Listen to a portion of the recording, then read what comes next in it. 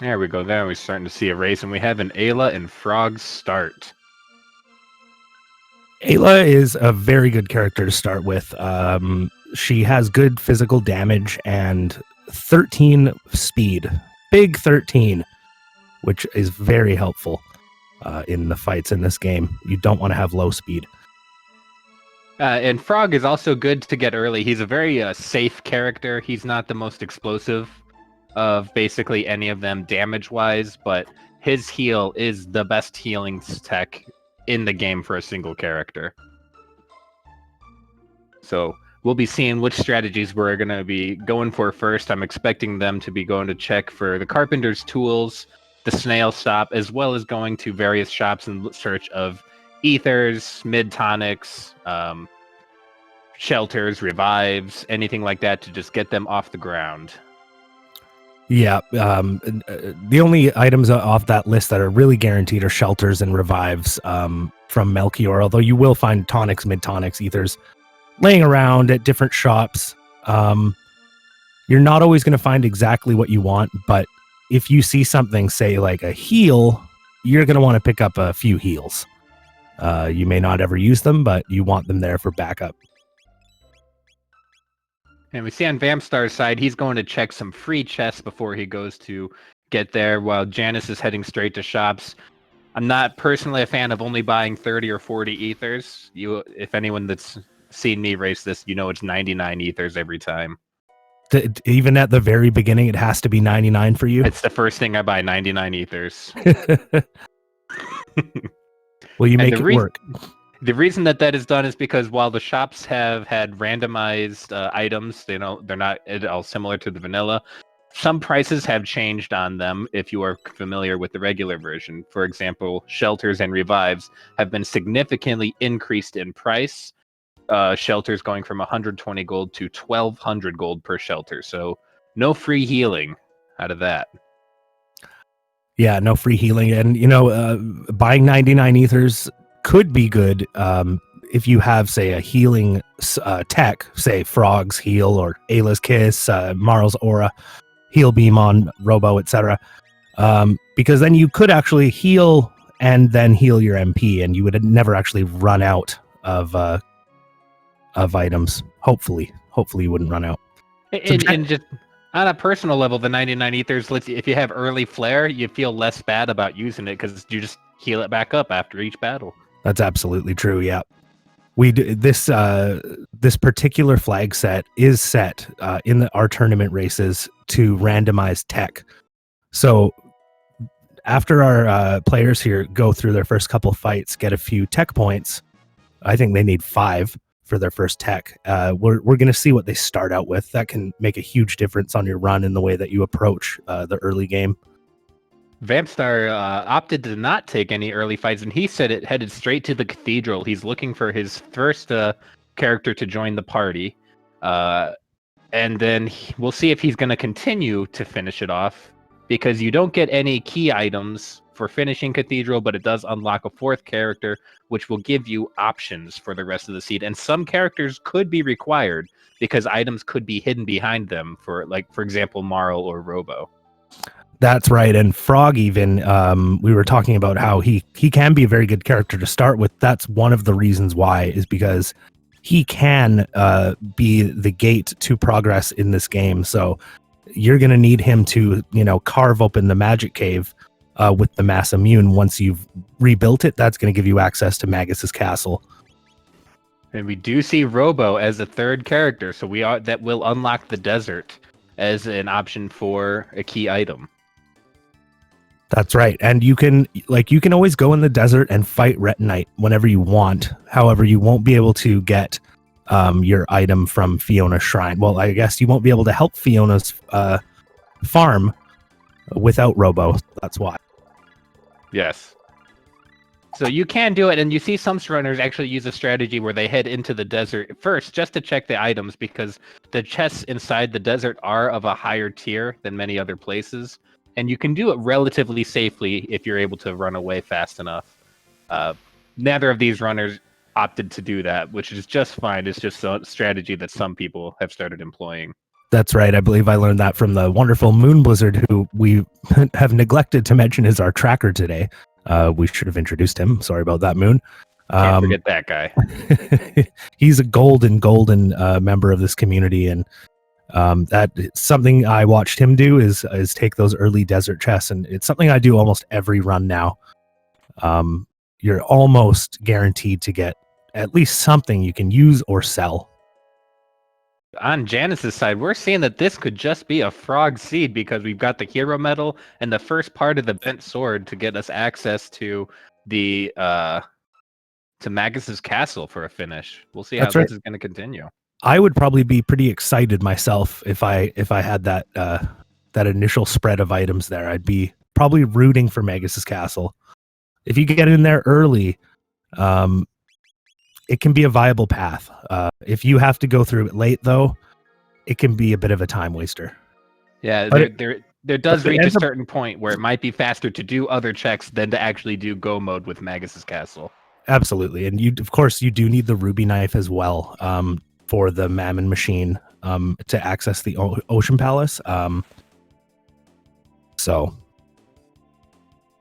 But if you can end up in a seed where you actually are required to go through Magus's castle, at which point, every player in the race is going to be under the same circumstances. So, but that's a hypothetical at this point. We don't know what will happen, of course. Yeah. Did we see either of them check the snail stop? I failed to see what might have been there. I did not notice if they did.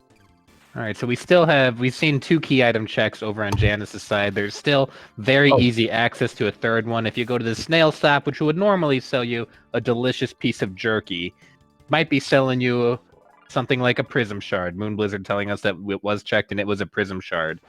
But that is an item that requires Marl to get things behind, and no Marl means who cares about that prism shard?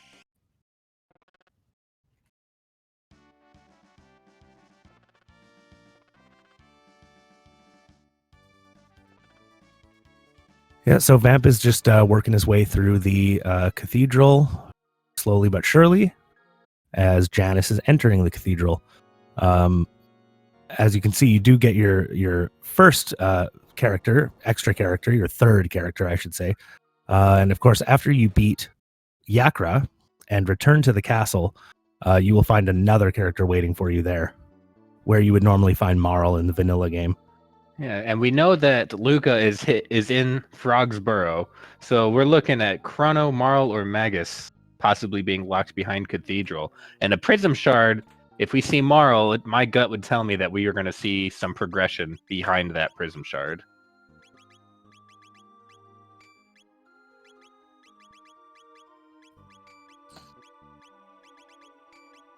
Who would you be hoping for coming out of Cathedral? I would have to want, I think, Marl, just for progress. Maybe she's not the most powerful character, but with that Prism Shard available, that's going to make me feel better about, my checks. Yeah. I would agree with that. I think that Chrono or Magus would feel bad because they might not be the strongest characters to switch anybody out in, and they offer no progress to anything else, unless something like they have Confuse or Dark Matter right away. That's right, yeah. Magus could be helpful for something like Heckran Cave, say, if they don't have something like Water 2 on Frog. So we have seen that these guys are basically screen for screen right now. Vamp has been taking some extra fights to get some experience here because he did not elect to go anywhere early, and Janus is starting to skip through a lot of stuff. That's right, and we did see Janus take that the shop fight in Medina Village. That's a popular early strat to get you 5 levels, 5 tech points, and 1 tech per character. Although I missed what he got for tech. I think I've seen a slurp cut. Oh, that's right. And I do remember a tailspin. Ayla has tailspin. Right, I'm a big fan of tailspin, I have to say. Non-elemental magic damage. So sad that Ayla doesn't get an element. Just born in the wrong era. Just born in the wrong era. It's not her fault. She tries. She's a good girl still. Some might argue she's actually the most powerful magic caster, since she can summon dinosaurs through a portal in time to help her fight in any time period. I have heard that from time to time. And that is a powerful magic to be able to summon dinosaurs through time. It's a powerful theory by Corinth that I'm willing to subscribe to.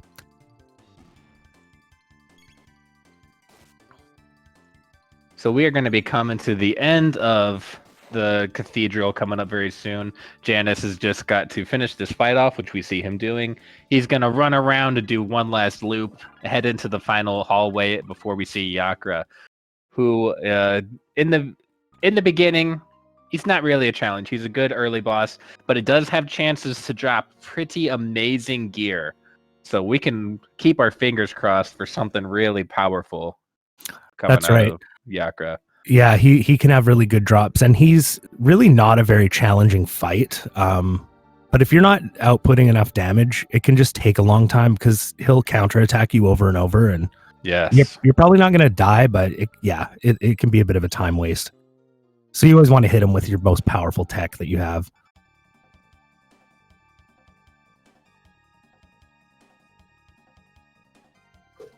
I'm always hoping for those crazy things because I know from previous race with Moon Blizzard and Corinth having Prism Spec drops, 2 of them on Zen and Bridge. So I'm hoping for just more craziness because it definitely made for an interesting race. Was it? I missed half that race. Did only one of them get those 2 Prism Specs, or did they both get it?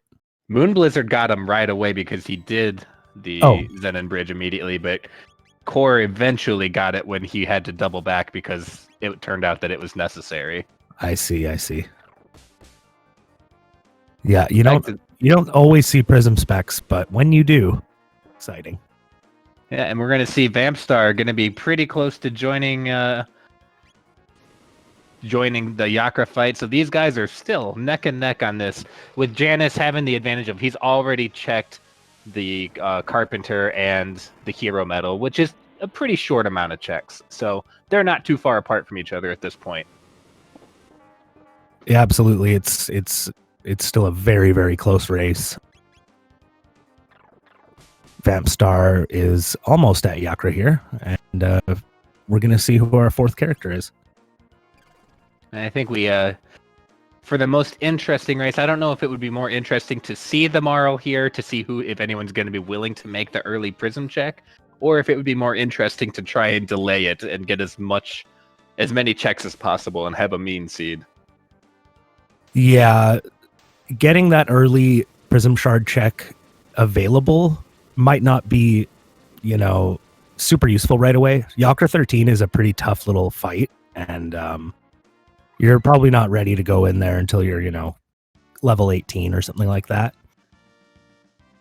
You have to be pretty brave or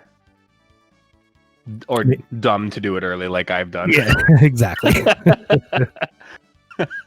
There have been many times that I've tried doing Yakra 13 early, and I finish him, and then he gets his desperation attack. That also finishes me off, and it's still a wipe. Yep, that's happened to me plenty of times. I squeak through the fight, and then he hits me with that final counter, and everyone wipes. And sad, very sad. All right, let's keep our fingers crossed for Amaro here. Come on, Seed, give it to us. Oh, Chrono. It's Chrono. I don't think we've seen any strong gear for Chrono yet. Is this somebody that you would swap in or expect to see us swap in? Or do they keep party? For me, it would depend a little bit.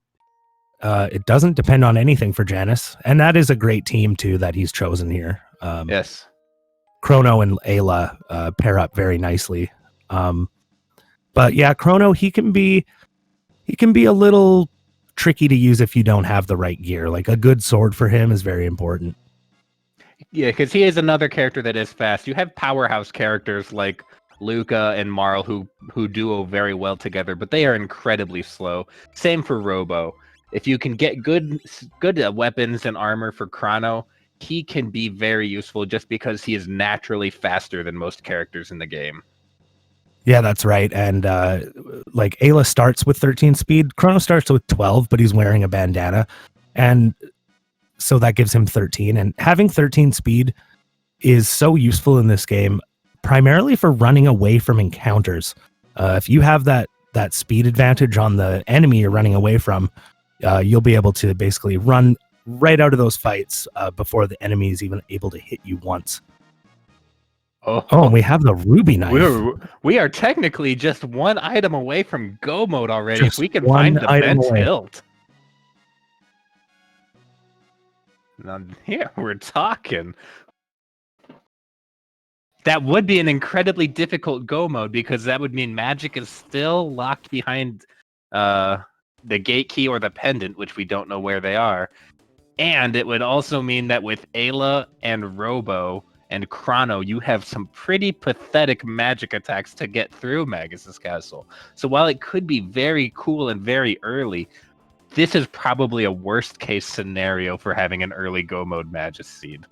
Yeah, if I had to take, 3 out of 4 of these characters into Magus's castle early and without magic, I might have to get rid of Ayla just for the Magus castle.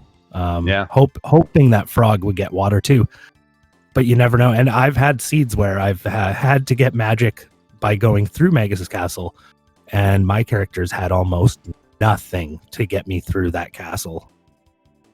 It can happen, but I shouldn't say too much because I might jinx it. Vampstar opting to change his party as well, but a little bit differently. He's choosing to swap out Robo for Chrono, which means that he is going to have a much faster team, just by nature of Robo being one of the slowest characters. Yep, and again, he gets that good Ayla Chrono pairing, and Ayla and Frog pair up very nicely as well. Moon Blizzard is mentioned in chat. Dropkick, that's just a great tech. It combines Ayla's triple kick with Frog's leap slash and can dish out a lot of single target damage. All right, we see Vampstar going to 1000 AD, and he's changing tactics. He's going to check because looks like he's going to go to Snail Stop and do the Carpenter now. So he's going to see the Prism Shard here. Does he buy it? He does buy it. Yeah.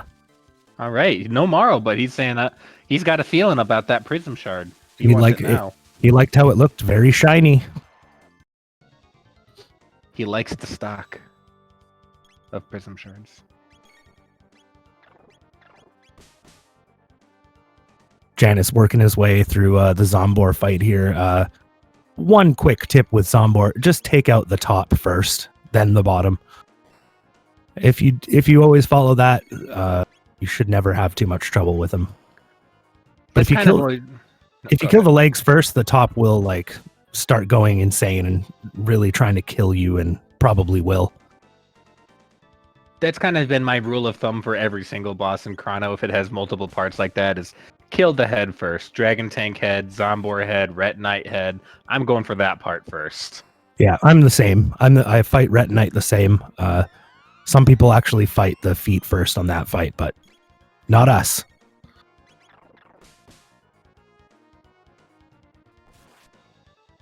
Yeah, we've seen this. The Zombor fight's going to be a little bit slow. The head should be being finished off pretty quickly here, and we're going to see the MP Buster. But with this being all basic attacks and a tail or roller kicks, I don't expect that to be too much of a hindrance to finishing off the fight. Yeah, it's a little slow, but it's okay. I mean, I think the top has like a 1200 HP or something, and the bottom has 800. So, ooh, some divergence right here. He's going right into Heckran Cave, so we'll be able to see a new key item. This is a very weak magic team, unless he's just taking this first fight here for more experience. Could be just taking the first fight. I haven't had an opportunity to check those tech menus, and this could be okay. With Tailspin, Luminaire, and Water 2, that would be sufficient, I think, for killing Heckran, although a little bit slow. But and Hecaran does have low HP. He's only got 2,000, so if you're even just tail spins are doing 300, 400 damage, it's not the fastest fight, but it can be done. Absolutely, yeah. Of course, I would expect him to be running away from every fight unless he has a good AoE. Yeah, he's not quite taking the correct strategy here because that gin bottle has extremely high physical defense and maybe about 100 HP or something. So that's going to take a really long time if he's just going to attack it. You can with his kill the sword. octopus. You can kill the octoblush with That's right. basic attacks. But it This is gonna signals be a to me that he obviously does not have a AoE magic yet. But maybe he has one coming up. I see Slurp, Cut, and Heal for Frog, which is not very useful in this dungeon. No. You could heal and keep getting attacked, but that wouldn't, get you anywhere. Janus is taking down Zombor, no problem. Looks like he's going to visit the old man. Here he'll give you one of each tab.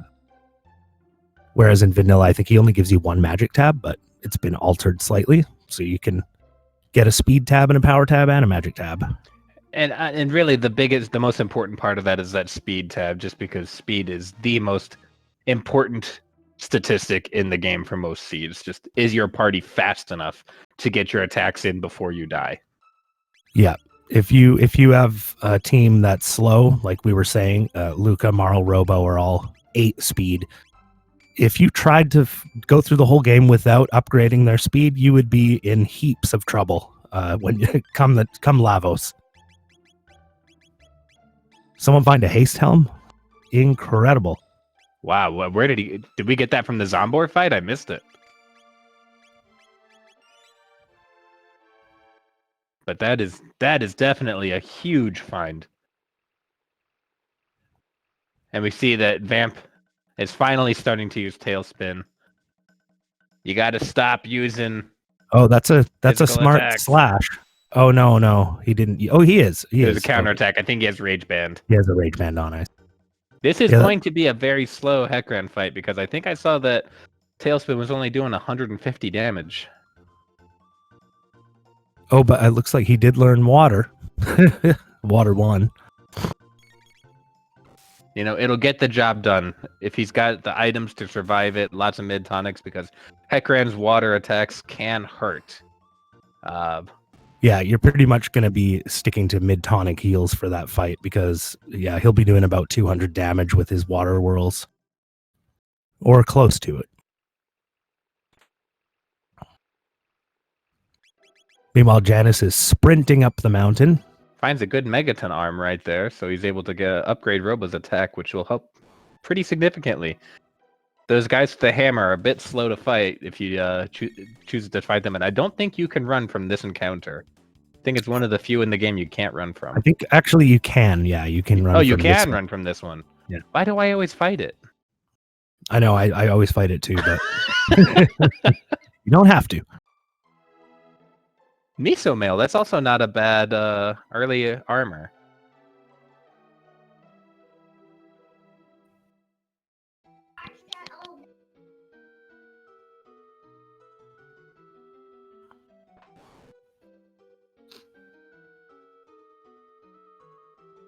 I believe I did see blue vests somewhere at a shop.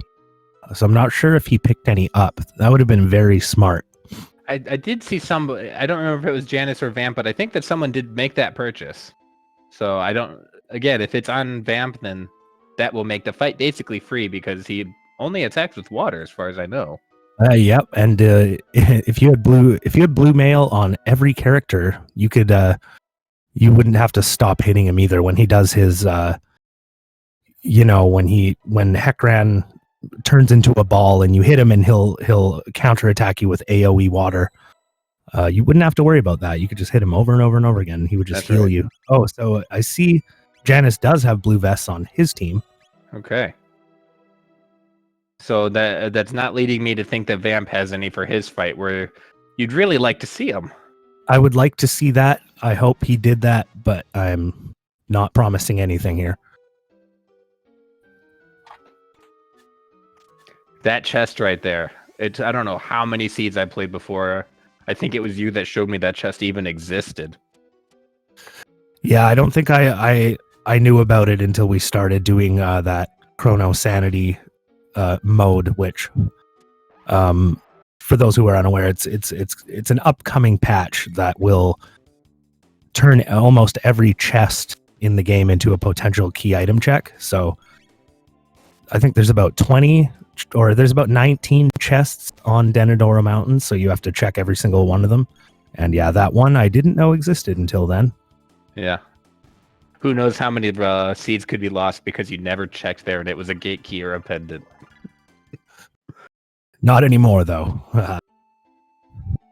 No, I'm sure I'll forget about it again one day in a crucial moment. Yeah, Janus having trouble with the jerk bird right there. There's a way you can time it to skip those encounters. If you can get to the ladder while he's throwing rocks and moving up, you can scare him away before he knocks you down to start those fights. It's a bit of a timing game, but very often you get jerk bird. Yeah, if he stops throwing rocks at you, you can walk left to where that chest is. He will start throwing rocks again.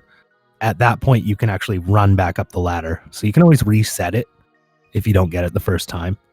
Yes. Now we're seeing an early Masamune fight, which in many seeds is not too big of an issue, but seeing as this is one of Janus's first fights, he's got low HP, this could be quite difficult.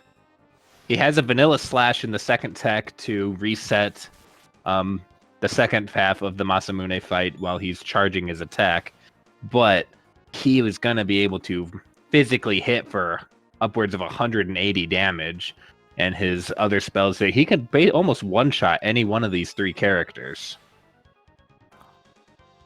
Yeah, and now Vamp has started his Heckran fight, so we're getting some good boss screen here on dual view, whatever you want to call it.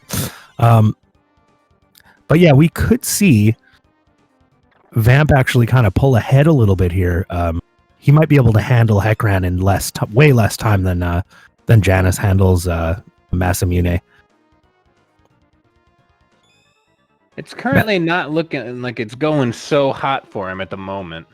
This is one of those fights where it's a good idea to unequip your counterattack spells because it's not going to be adding any damage on the counterattacks. Yeah, it's not adding enough, and all it does is waste time for you, obviously. Yeah. And the drop kick or the drop hit, bubble hit, whatever that spell is called, not the most effective spell because Ayla's damage adds nothing, especially when you have a tailspin available. That's the spell you want to be using.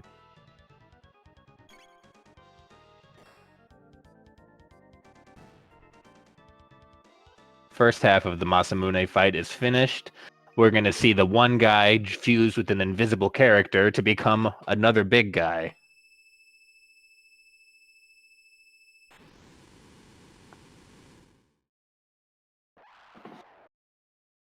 Masamune always gives me hope that you can be muscular and have a big belly. Yes, he's very sumo like that.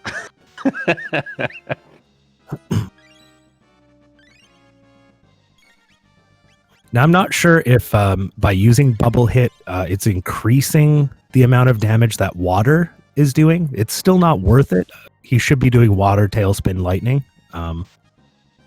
I think that does increase it slightly, but not nearly the magnitude if he was using water and then tailspin. Absolutely. Usually the dual techs will multiply the damage of each tech by just a little bit.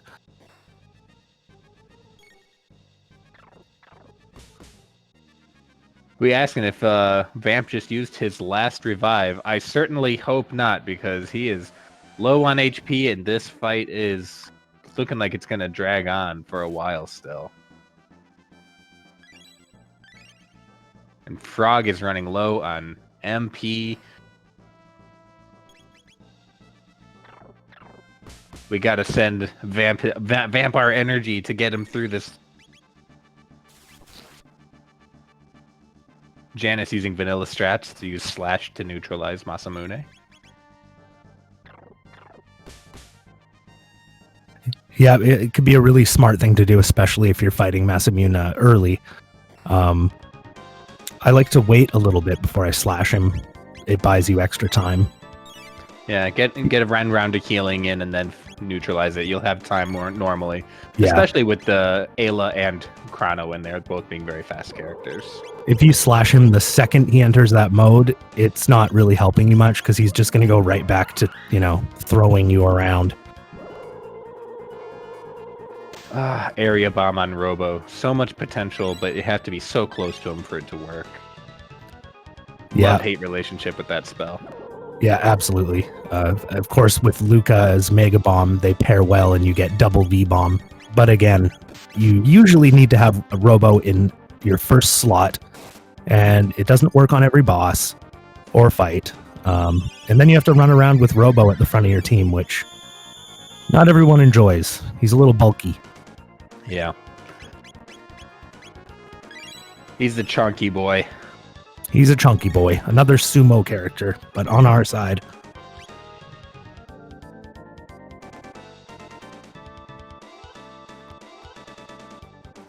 Heckran just being ultra defensive for a while. There we go. There's the counterattack break. So he can start getting some damage in again. While Masamune is going down. So we're hoping. We'll see if it's a bent tilt and we have a very, very early go mode. That would be quite amazing.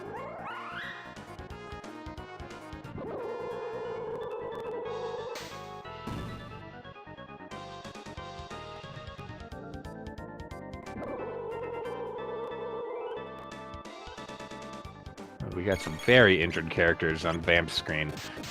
Yeah, he's just barely holding on. He's sort of getting good luck, I'd say, though, with Heckran.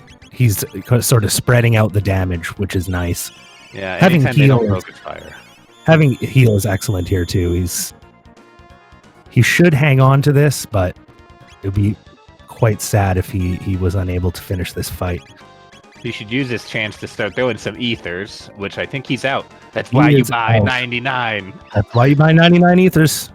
Taco is a wise ether buyer. I was watching Vamp's screen and missed Janus's key item pickup.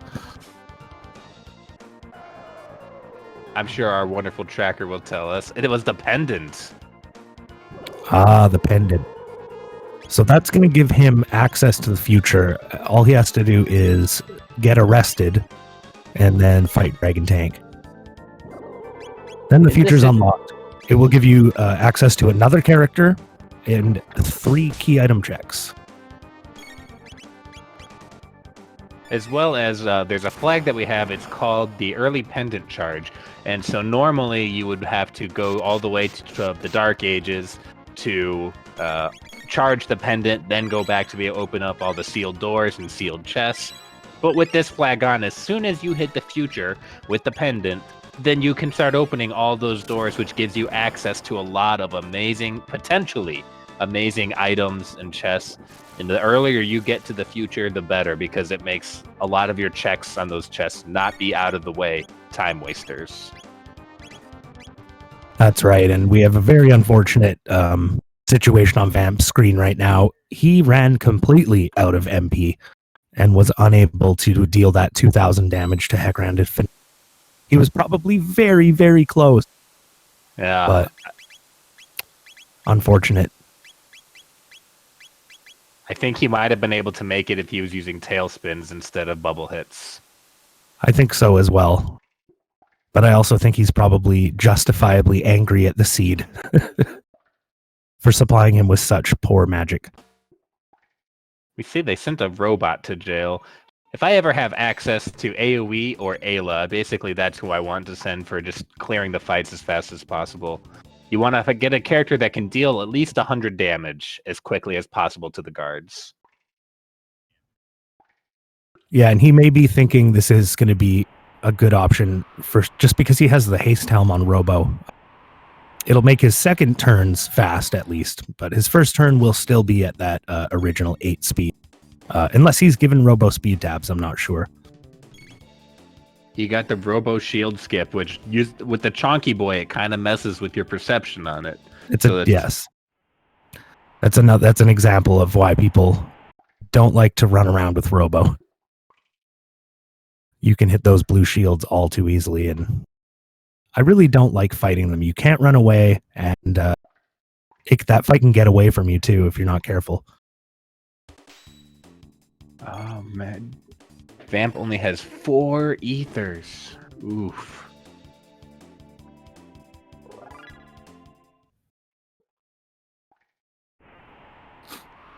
He may not be aware that Tailspin is magic damage. I know it took me a while to learn that.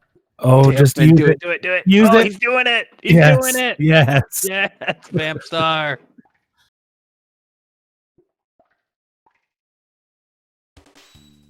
Yeah, if he concentrates on that just doing damage now, he'll have enough MP without healing, I believe. Yeah, I think that he'll be able to make it through this time. That's going to basically be doubling his output between Frog and Ayla, so... Yeah, exactly. Janus is just about to start the Dragon Tank fight. And one thing I did not mention yet about the future, like I said, you have access. It will grant you access to 1 extra character, 3 key item checks. The other thing that it will give you is access to the End of Time and Specchio. If you go through the factory, complete the R series robot fight, it'll give you a portal to the End of Time where you can then visit Specchio, and he'll teach your party members magic, and you can learn beyond your 3rd tech. Not as important, maybe, for Janus's team, just because he has Robo and Ayla. Their magic is automatically unlocked. Same with Magus. So if you... And it's a pretty good team. If you have Robo, Ayla, Magus, you may not ever have to visit Specchio, which can save a bit of time. Yeah, and Ridley is asking Tailspin if Tailspin is dark magic. It is non-elemental magic. It is one of the only non-elemental magic spells in the game, if not the only one. Yeah, well, it's the only one that we can use. I think that Lavos might have a couple in his arsenal, but Tailspin is... I'll give one example for why I love Tailspin. When you're fighting Black Tyranno, normally you have to wait. You have to kill Azala and then wait for him to lower his defenses before you can start attacking. But for whatever reason, Tailspin will hurt him right away. So sometimes I like to... Get heal queued up. There you go. You want, when you know you get your things in there, you want to get your techs in the queue just to make sure it's getting in there. I was really worried for him because he's out of revives once again. He's running low on MP. We're in a scary position again, Vamp, but you can do it. Yeah, as long as he keeps tail spinning.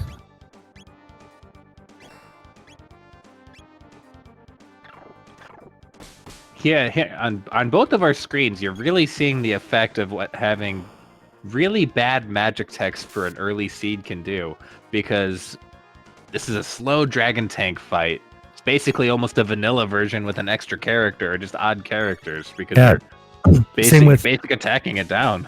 Same with Hekran. He's attacking with Lightning 1 and Water 1, and that's exactly what you do in vanilla, basically. You're only hitting him with your weakest magic. Oh, don't go down. Oh, and Ayla's down again. Not enough MP for life. No more revives. Oh, boy.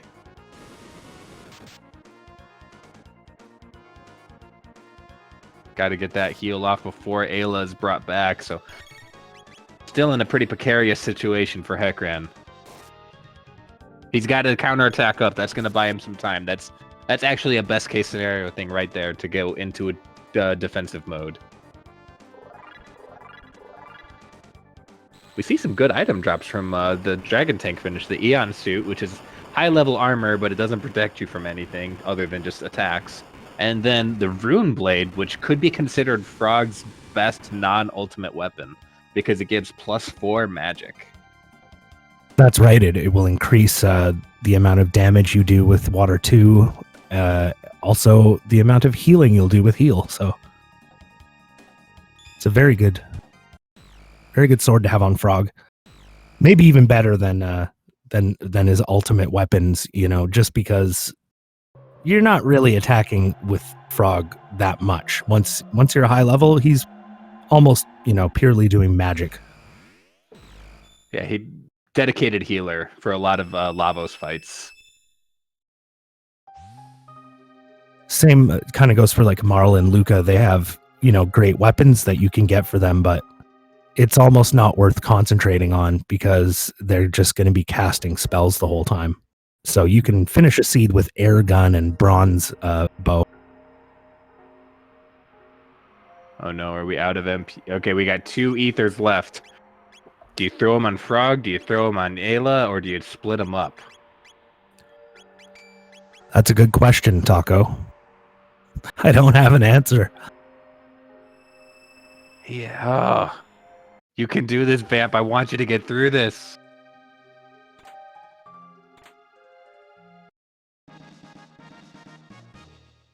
Yeah, it can be very frustrating when you're whittling the health down slowly like that, and every time you hit him, you're sitting and staring and thinking this could be the last hit, and when it isn't, you get scared. Janus quickly making his way through, going in. There we go. Heckman is down. Oh, you did it! Oh, and you got a pearl edge for Frog out of it. That's nice. A nice little. That is almost worth it, but that was a lot of time for Heckran Cave.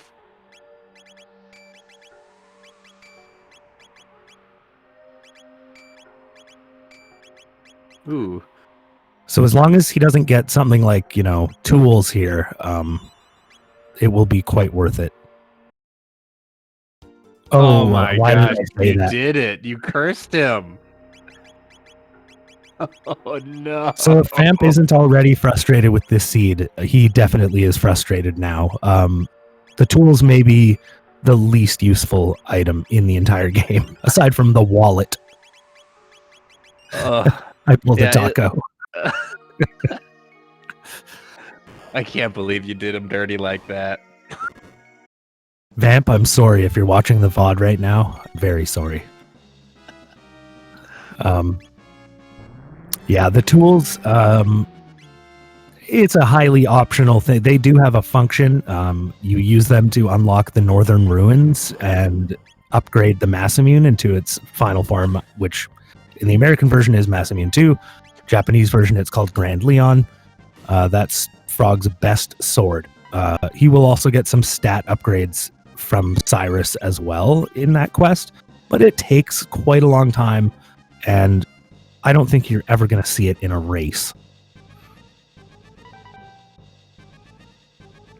We see Janus has found the correct flame to hit. This fight has been changed from vanilla to, instead of having 5 flames, we're down to 4, just to make it a little bit easier and more consistent. And you have to hit the correct flame 10 times, and then the boss is down. So normally you just want to get that countdown for attacking it. Hit or miss, it counts for 200 damage to get through it.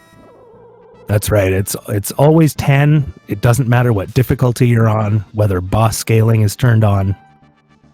Always 10 hits. Oh, he attacked the wrong flame. Yeah, this can be another kind of frustrating fight. If you come in here a little early, you're a little underprepared, he can really give you a lot of trouble. His flare is powerful, and one way to cheese it is to just have red mail or red vests on. It will make the fight 100% free.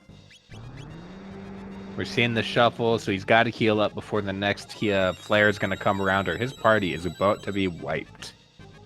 I think Ayla might have the ruby vest that she starts with on still, but I don't know that that's enough to keep it under 130 damage. Oh, and luckily he got the same roll on this shuffle, so... oh no. Unfortunately, he waited too long. Oh, 10 HP! Oh! 10 HP! Okay, so you got to, I don't know how many hits, he's got to be almost done. Oh, he did. Get the revive off. Get the revive off. He gets full experience for the party. Whew! Not even close, baby. That's like, you ever see the video of that guy on a motorbike who gets hit by a car and he does like a backflip onto the roof of the car and is uninjured? That's kind of how Janus just finished Son of Sun. He did pick up a gold earring here as well, which I consider to be one of the best accessories in the game that's not named Prism Specs or Sunshades. That's right, yeah. So Janus has picked up a moonstone. Obviously, we can't use that yet. We don't have the gate key to bring us to prehistory, 65 million, to start charging up the moonstone. But once you do that, you use it with the Prism Shard quest. After you fight Yakra 13, you bring the Sunstone to Melchior, just like in the normal game, and you can get 2 key item checks out of that King's Trial quest that way. All right. Vamp about to do the Zenon Bridge, so he's going to discover his ruby knife, which is going to feel good because it's normally one of the items you are actually looking for, especially seeing ruby knife after getting that slog of a fight to end with tools. Yeah, ruby knife is definitely one of my favorite key items to find. It can give you go mode in 2 different sort of paths. So like we were talking about earlier, you can use it in conjunction with Frog, Mass Immune, Magus Castle, Root, because once you kill Magus, you get spit out into 12,000 BC. And if you have the ruby knife at that point, you can start the end game. You can go into the Ocean Palace and go after Lavos. The other way it can be used is if they had gate key, they'd be able to go to 65 million, and then using the Dreamstone, unlock Black Tyranno and Tyranno Lair. That's another path to 12,000 BC, at which point you could use the ruby knife to access Lavos. So it gives you two ways for go mode the ruby knife. Moon Blizzard in chat saying that he's going to be an absolute monster or an animal and reset on finding the ruby knife. Yeah, that's an interesting strategy, Moon. Stick with it though. Just in case we race again in this tournament and you do that, I would like that. I would like for you to do that.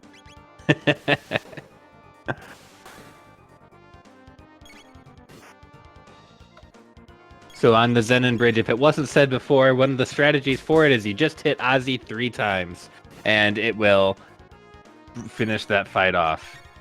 Megas is asking in chat, what about Black Omen? You need the pendant, the clone, and the Chrono trigger in order to open up Death Peak, which will summon, instead of summoning Chrono back to life, it summons the Black Omen to end the game. And Zeal 2 would actually be the final boss as opposed to finishing with Lavos. That's right. That is actually my preferred route. I love doing Black Omen so much more than doing Ocean Palace and Lavos, just because Lavos is so hard. I've come to realize that myself. I used to avoid Black Omen when I first started kind of playing this randomizer. I'd always try to go for Ocean Palace. Yeah, Black Omen can be surprisingly quick. The only reason I didn't mention it when I was talking about the other 2 go modes, doesn't use ruby knife, which is what I was talking about. But so technically, if they find clone and trigger, or I suppose Vamp will still have to go to Denadoro to get his pendant. But once you're in the future, you just need the clone and the trigger, and then you can go that Black Omen route as well.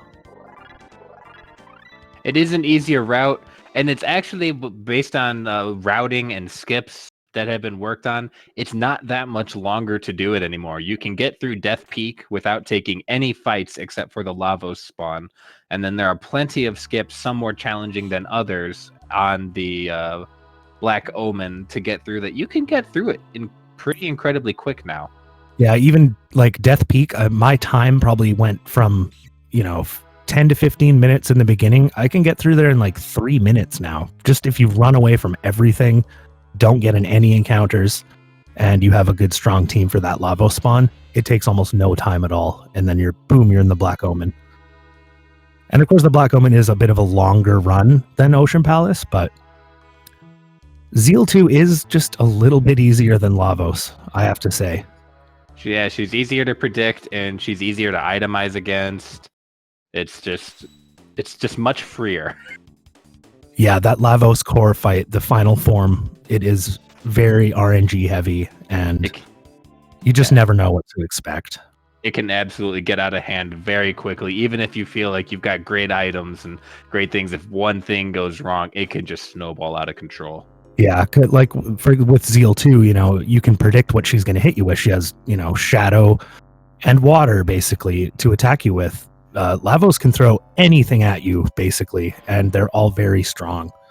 Strong shadow magic, strong physical with the Grand Stone. Yeah, it can become a nightmare quickly. All right, let's hope for some good items here. Power tab, a red mail, a safe helm. Mega elixir is huge. A coveted mega elixir. It is very nice to, if you have one mega elixir, hold on to that for the Zeal 2 fight, and you can use it after she casts Halation on you.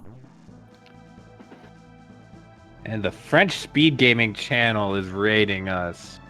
Welcome. I don't know how to say bonjour. Oh yeah, I guess bonjour. That's pretty easy. I know I was thinking about saying welcome instead of hello.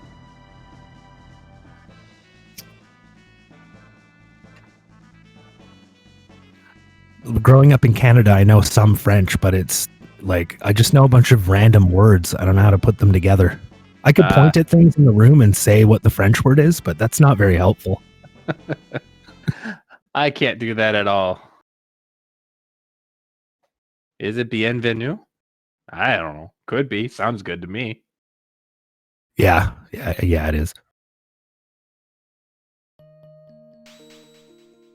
Oh, we see a clone. So Black Omen is very much in play right now. It sure is. All he needs is a trigger, and he's going to be going right to Death Peak. We still don't have magic unlocked for Frog or Chrono. If I'm guessing the play right now is he's going to head over to Protodome and hope for a Marl to at least do the Prism Shard quest. He might do Hekran, but we don't want him to be doing that because we know that that is going to be tools. That's right, and Vamp did get his haste helm just now from Zombor. That's great. He's putting it on Chrono. That's going to be lots of fun. And he's doing the desert play. He has water, so he can single target the water spell on Ret Knight, which is just fine. You can do Ret Knight without water damage at all, but it does make it so much easier if you do have magic. Absolutely, and this is a pretty smart play by Janus, because he's probably thinking, I need to do a quick check, and I want magic. Maybe the gate key is here. If he doesn't find the gate key here, we may see him go through the factory to get magic. And Vamp is also making the same play. Yeah, look so at that. if this is a bent hilt, they're tied. They're completely caught up.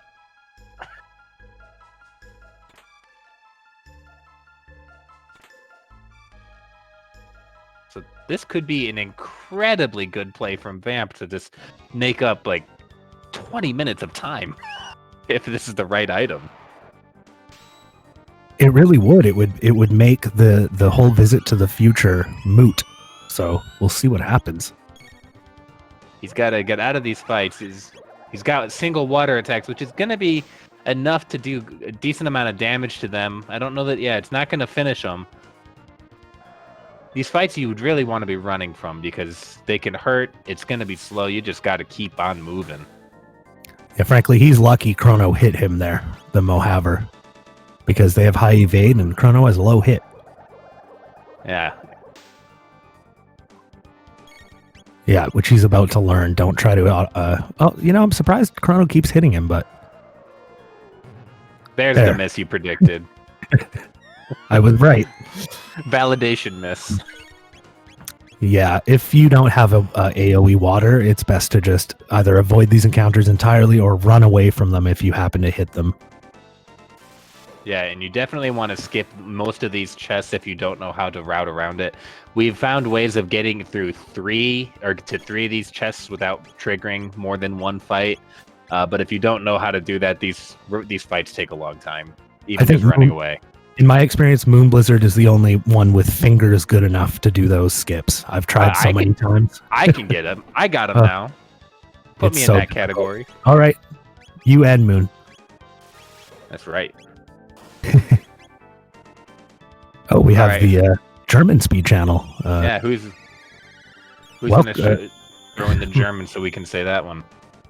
I only know dirty words in German. I'm not going to say them here. A Guten Tag. Yeah, Guten Tag. That's not dirty. I hope.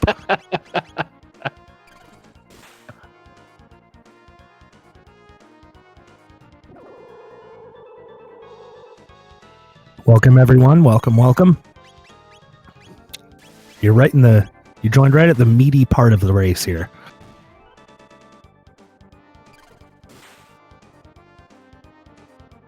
So if you'll notice for anyone that's not sure why, Janus has been avoiding killing that core because if you kill the core, that's what kind of sets the whole thing into motion for being crazy amounts of damage. Their defense is going up really high, and he's successfully able to finish it at the end, which is going to double his tech points and his experience from that fight, essentially. Yeah, it can be really... Terror arm. Yeah, and he picks up a Terror Arm and a Star Scythe for Magus, which, of course, he doesn't have Magus, but it can be a great little bounty of gold if you sell it. If you save that core till the very end, that's what you want to do. However, you want to hit him quick because he'll run away and you'll lose all that experience. So here he goes. Sorry, go ahead. Second Star Scythe right there, and it looked like he was having some trouble just opening that chest. Let's fingers crossed for that bent hilt. That would be such an amazing find for Vampstar to catch up.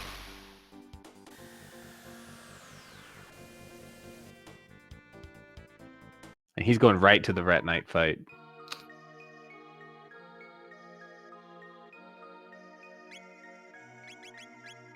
Yep, Vaps. Oh, not sure if he meant to hit the core there. Yeah, I think he hit the core on accident. It's not going to do any damage, which is fine. Uh-oh.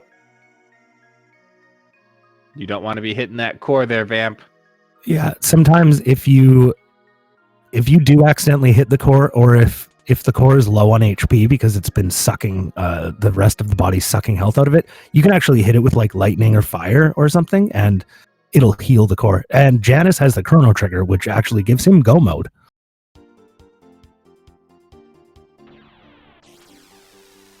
Is yours ahead of mine? Because I didn't see that. I'm watching the one in Discord. I am too. Oh. Huh. Did mine get delayed for a second? I'll blame your PC. Yeah, blame my PC. I'll just let you do all the shot-by-shot calls then. Janus is entering Protodome, checking for another character. It's going to be between Marl and Magus, I guess.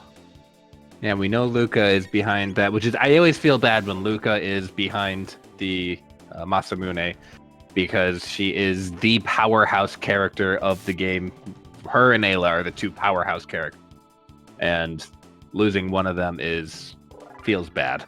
Yeah. You see on Vampstar's screen, he's hitting the head part kind of with water over and over again. You really don't have to do that. You only have to hit it once. Even though the message it gives you, it keeps saying defense down, defense down. You only do it once, and the defense goes to the same stat every time. So Janus is picking up Magus here at Protodome. I don't know if he's going to use him. Maybe. I'm not he does sure have that Star Sight. It is interesting to go pick him up and then not use him, especially when you have go mode. Yeah, and he's not the strongest character. He has a good amount of tech. He has dark matter. Yeah. And he's going to be very strong for most of Black Omen. The difficulty with Magus is his magic stats are lower on his fire, ice, and lightning spells than the characters that have that as their main ability. Many of the other ones, for example, Luca has her fire 2 stat as rated at 8, where Magus is at 4. So it doesn't do as much damage. The other parts that he does not pair well with any other characters because he has no dual techs, and he's all AoE, and that is bad for the final boss of Zeal. Yeah, and even having dark matter is great, say for the Terra Mutant and Giga Mutant fights. However, almost everything in Black Omen absorbs shadow. Say, except for anything like a robot or a turret can be hit with shadow, but all the other creatures in there will absorb it. Yeah. Same with lightning. It's shadow and lightning are kind of bad in Black Omen, but fire is really good. The good part is that with this party, he does not have to unlock magic at all. And you can rely on Uzi Punch and Triple Kick to finish off Zeal 2. However, his fights against the mutants are just going to be rough. And we can see on Vampstar's screen that the core did die, so this fight has become incredibly hard because those legs, while it's just the legs, are going to hit really hard all the time. Yeah, it's going to keep hitting him with Sand Cyclone over and over. I think it's a little safer than, say, if only the head was alive, but it's still not pleasant. Yeah. And Moon's right. Since Vamp has not checked Denadoro, got that pendant, and gone to the future, he's fallen quite far behind now as Janus is ascending Death Peak. Let's see if he gets the swag tab. He does not go for the swag tab. It's a good safe play in a race to not try it. It's much less swaggy, though. Not as swaggy. I'm confident that Vamp will take down Retinite. Yeah, here we go. And he's going to find that trigger. So at least he's got that. If he checks Denadoro next, which may be his only check left, come to think of it, he'll be right into the future, and he'll be, hopefully not too far behind Janus at that point. Yeah, there's no way that he's going to be doing anything with Prism, because Marl we know is locked behind Dactyl Nest. So yeah, it's pretty much the play is he's got to go do Denadoro, which he should not have too much trouble with how late he's doing it now. His character should be much at a high enough level that Masamune is not going to be too difficult. That's right. Yeah, I don't. I tend to avoid Denadoro until a little later, because mostly of that fight with Masamune, it can take quite a while. If you can't hit him with really high damage, it just takes time. Vamp, you got to get Robo in the party.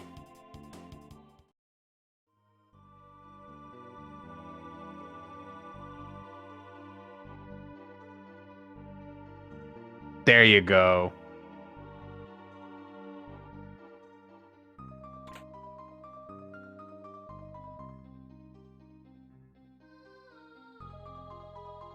Oh, wow. I didn't know you could skip that fight by running straight in through Janus's screen. Normally, I try and hug that upper wall, but he just ran straight across. Oh, yes. That's interesting.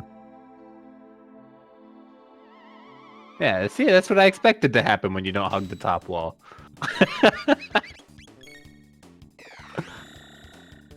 So Tiny Blue Robot is asking what all gets randomized in Jets of Time. With the current setup that we have right now, the chests are randomized, the character texts are randomized, the shops are randomized, the enemy drops are randomized, and the key item locations are switched around. And it is a search to find the certain key items to open up one of the 3 routes to go mode, which, as we mentioned earlier, are unlock the Masamune with the Ruby Knife and Frog, or you can do Gate Key, Dreamstone, and Ruby Knife to go through Lavas that way, or the route that we are currently watching, the Pendant, the Chrono Trigger, and the Clone. And Moon brings up a very valid point. With the time that we're at now, just over 1 hour, Janus has a real chance at a sub-2 for this race. That's going to come down to how fast he gets through Black Omen, though. But it'll be very interesting to see. Bye, Ethers. Bye, 99.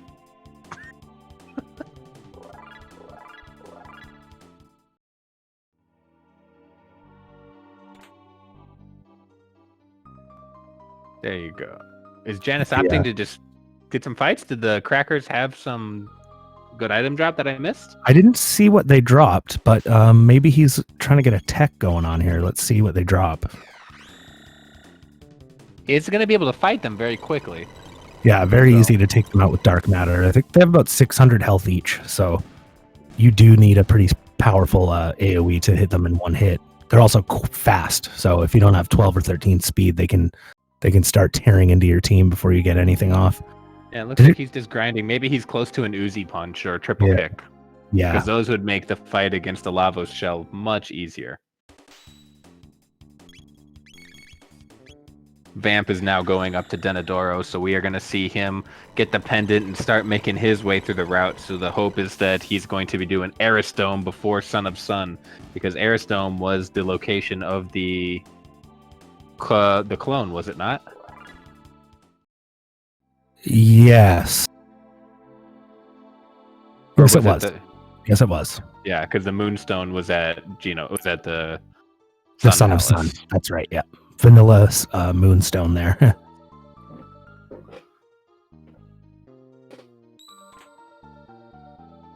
Now there's a nifty little save point right below the Lavos spawn fight. I don't think everyone knows about that because I've seen a lot of people run right past it. So there is a kind of a hidden ladder there. You can go down to where Janus is here. There's a save point and a chest. So it gives you a chance to shelter and save right before the fight.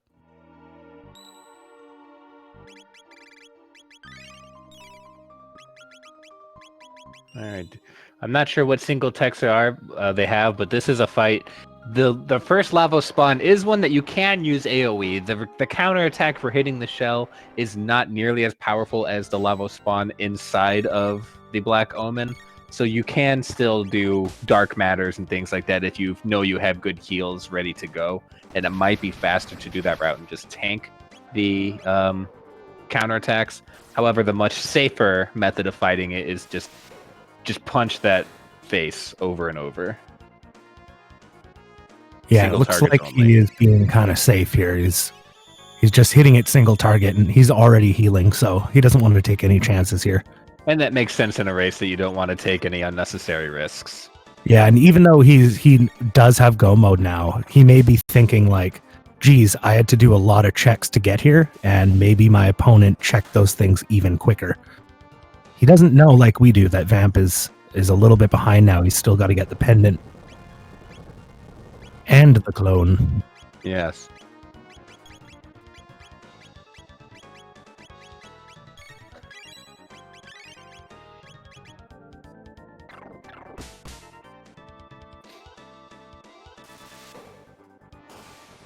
Oh, Robo miss tackles are hilarious. It's extra funny he's on the snow too, so he really looks like he's slipped. And Ayla taking a nap. She's decided that she's bored with this fight, so she doesn't want any part of it anymore. Yeah, she's frustrated that she didn't have triple kick, maybe. Yep. Oof. Only one heal, and now we have a chaos. Yeah, heals are very cheap. I think they're only... Are they 10 or 50 gold? They're very cheap. I think they're only 10. I think they're only 10, so you can... I always buy 11 when I see them in a shop, but you could buy 20 and you'd be very set for the rest of the game. Yep. Status ailments are maybe the worst thing in this whole game. They can stop your whole team. Yeah, if you aren't prepared for an AoE stop cast on your team, then that can just end your run right there.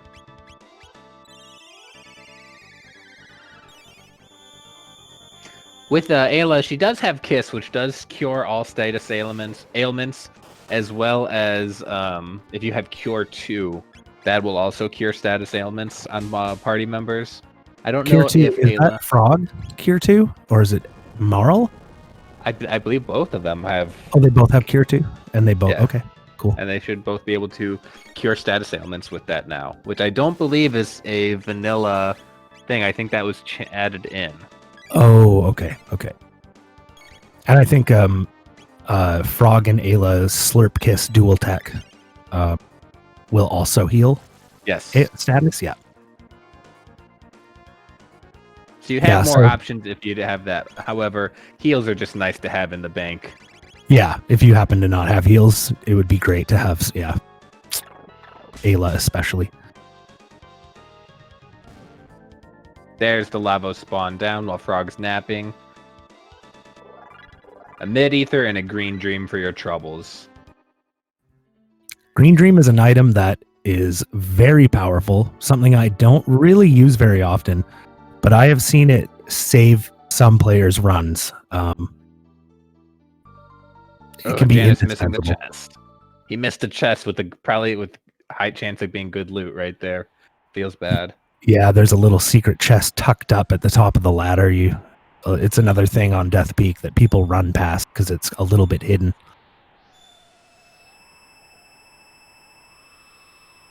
Now we get a nice, cool animation. It feels like it's close to a minute before you're done watching all this stuff happens. We're probably going to be seeing Janus do a little bit of shopping. Not too much, because you want to save as much money as possible for a shop that is going to appear in the Black Omen, which is the potential to be the best shop in the game. It varies from having 2 items with nothing to having Prism Specs and the Wonder Shot and the Rainbow all for sale in the same shop. Yes, that can happen, and I'm rooting for it to happen here today. Vampstar about to enter his Masamune fight, and he's also dealing with the Jerk Bird, just like Janus did. So he'll have that, and then he'll be discovering his pendant and be sending one of his characters to prison. Likely Ayla, because she's already the first character in the party.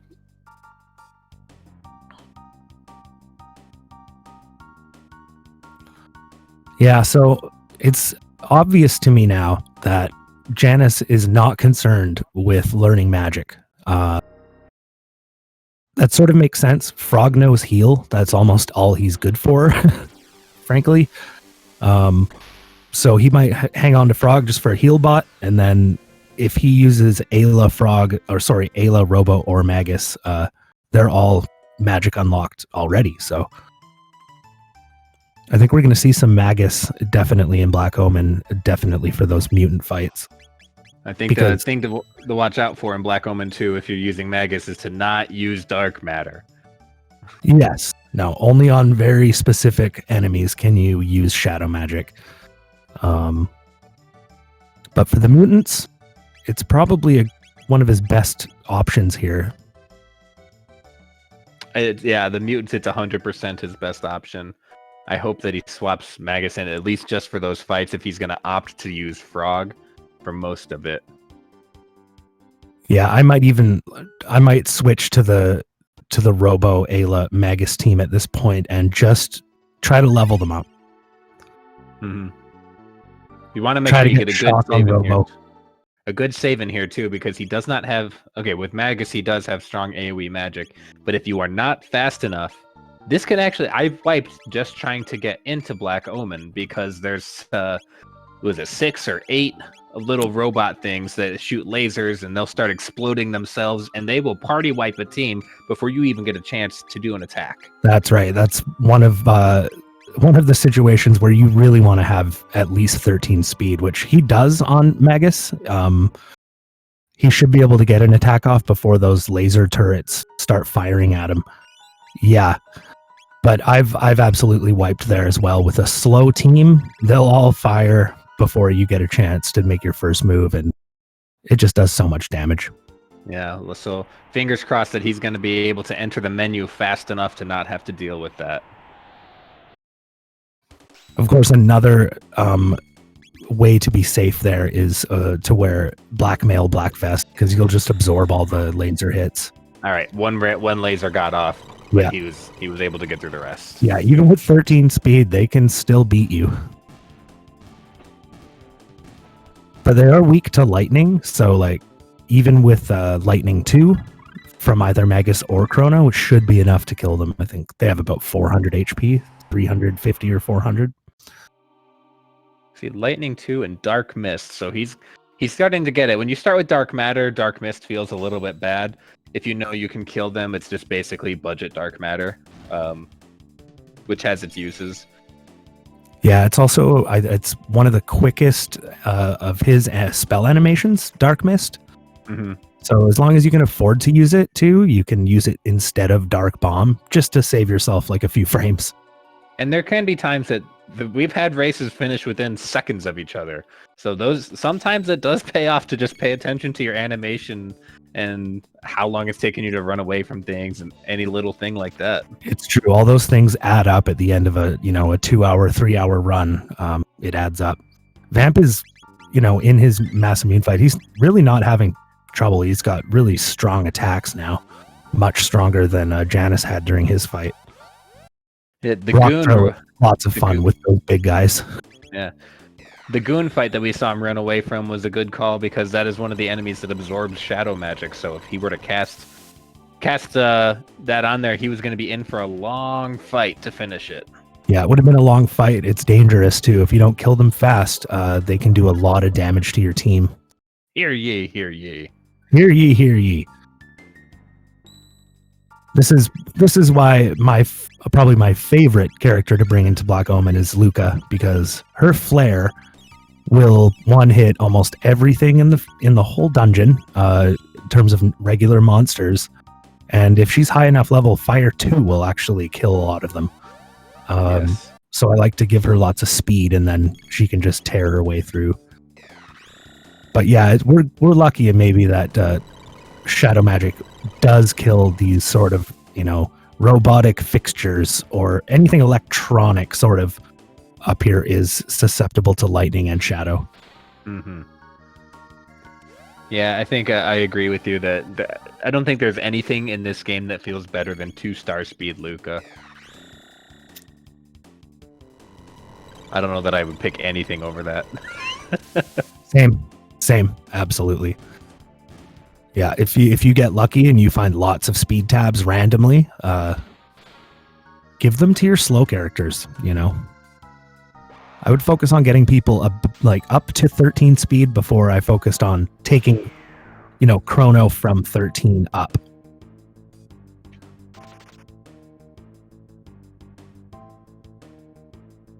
All right, so now Vamp is going to be heading into the future. He's still looking at it, so we're just fingers crossed that he's going to be going for the Aerostone before anything else. Swapping Chrono out for the robot.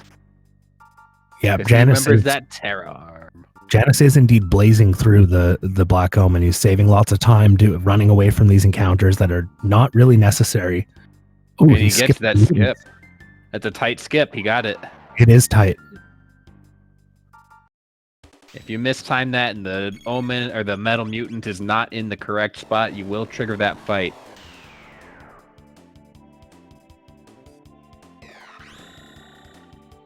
And then, as expected, the prehistoric woman is going to jail. She should not be, so we throw it in prison.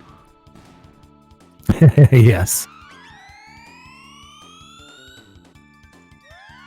Now, I think Janus may have put a speed tab on Magus so that he has 13 speed. He starts at 12, just like Chrono. Mm-hmm. Yeah, if this was my party and I had saved my tabs, they would all probably be going on to Robo, just because he is going to be the healer, and for the final boss, his Uzi Punch is going to be integral to actually killing Zeal before she's able to get Hexagon Mists and Dark Wheels off. Yeah, Robo may be make the biggest difference with speed tabs on that character, because if he's not quick enough, he's almost useless. At least with Luca, if she's not very fast, she can still, throw out a flare or an antipode or something. That just does massive damage. It's not going to matter if, you don't make it to your second turn fast if everything's dead in your first turn. But with Robo, he doesn't have that kill speed. But you'll notice a huge difference if you pump Robo with speed. He'll heal fast, he'll Uzi Punch fast, all of those things. Janus getting very unlucky on these elevators, and he's getting 2 fights on here, and it can vary anywhere between getting 0 fights and 3 fights on here. Yep, and there's 2 elevators total, so anywhere between 0 and 6 total for the Black Omen, which can make a huge difference in a close race. Janus is remembering that you cannot hit these guys with dark damage. It does basically no damage at all. So he is opting for that because I think his only other AoE spell would be Lightning too, which would be pretty weak.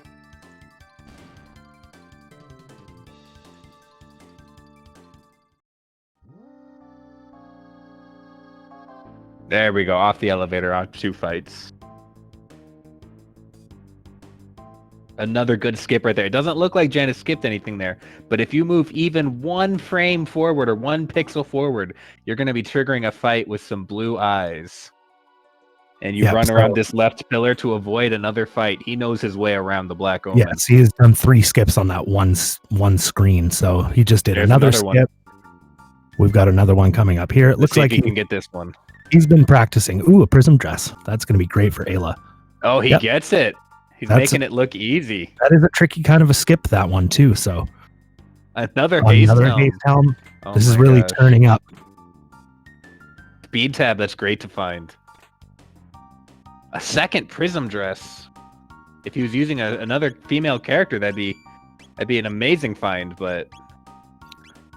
Yeah, that's a basically nothing drop because he can't even sell the prism dress at the vendor. Robo's still using bronze helm. Vampstar is saving Fritz over in the prison. It's not only the nice thing to do, although I don't know the whole story there. Oh, that feels... You got the Gloom helm, which is nice for Magus, but that feels so bad that that's all that's there.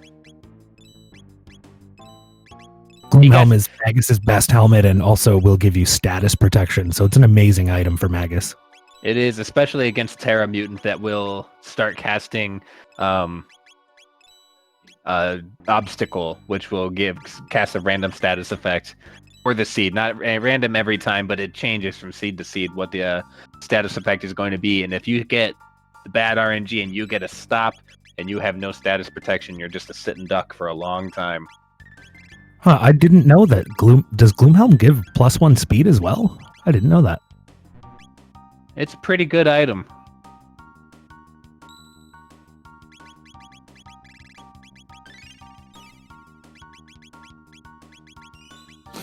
So I would say Janus is maybe just a hair under-leveled maybe here. I only saw level 24 in there.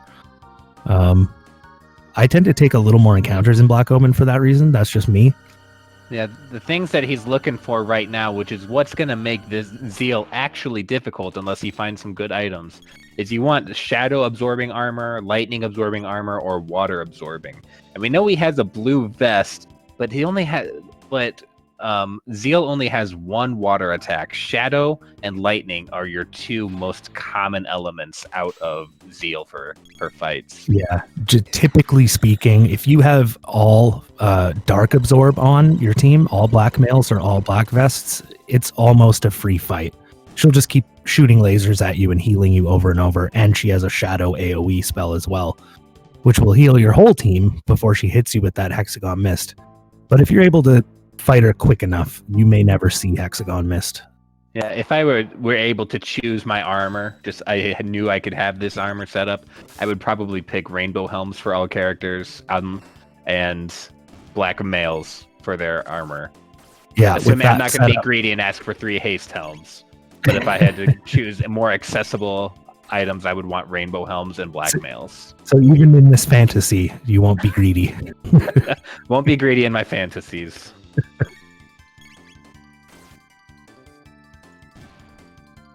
So that's really what we're hoping for Janus, is some shadow absorbing armor or lightning absorbing armor right now. A brave sword. That is Frog's best non-ultimate weapon. Yes, his best It's his best not best weapon. But you could also have arguments for rune blades just for that +4 magic. It's 4 magic tabs for free. And like I was saying, he's not the strongest with his sword. Even leap slash will only give you like a guaranteed critical, but you're still going to be seeing like at the most 1,000 damage for a leap slash. So it's not that useful, frankly. He's better to just be throwing heals and helping with dual tech. Tiny blue robots asking how long do one of these runs usually take. An average amount of time would be safe to say about 2.5 hours once you get used to the randomizer. A lot of the faster runners can get it between 2 hours and 2 hours and 15 minutes. Hour and a half is just absolutely insanely fast. The fastest runners usually on their best seeds is under 2 hours. Yeah, well, of course, Taco here does have the record at 1 hour and 30 minutes. 1 hour and 30 minutes, which he did in a race. But most of the top runners have their PB in that like 1 hour 30 to 1 hour 40 range. But you have to play a lot of seeds to get lucky enough to get a seed. Really crazy luck with your key items to have even the option of getting into the hour 30 range. Yeah, once you're really used to it and you can conquer any situation it throws at you. Yeah, maybe I should be greedy with what I want. Yeah, well, your wish came true for him. But yeah, once you get used to it, you should be able to, like, even if you have to get almost 100% key items, you should only be taking 2.5 hours on a seed like that. But it can go up to 3 hours sometimes if you're really unlucky. But who was it? Dipwood is a newer member of this community, and he in very short order got a 138 on a async race in our community races. So congratulations to him. It was an amazing time, and you're not going to get any time if you don't just play it. So I think everyone here should go play. Yeah, when I first started, I was averaging about 4 to 4.5 hours per seed because I just didn't know what I was doing. But as soon as I started getting the hang of it, like within a week or two, my times were dropping to under 3 hours. And then within a month, I was starting to be a little bit competitive in races. Yeah, and I find, even just in a friendly race, it ups your game a little bit. And it's helped me tremendously, just having so many friendly members of the community to have just casual races with. Done a lot of them now, and it's always fun to throw it out there in the chats in the Discord and get involved. It's amazing what you're willing to do in the middle of a race just to try and save time, because I think every time that I've PB'd or improved my time, it happened because of a race, and I was like, you know what, I don't want to do this because I don't think it's going to pay off to go here, or to check this chest, or to do this. And so all of a sudden I'm skipping things that casually, when I'm playing it, I would be like, nah, I'm just going to check everything. Yeah, absolutely, yeah.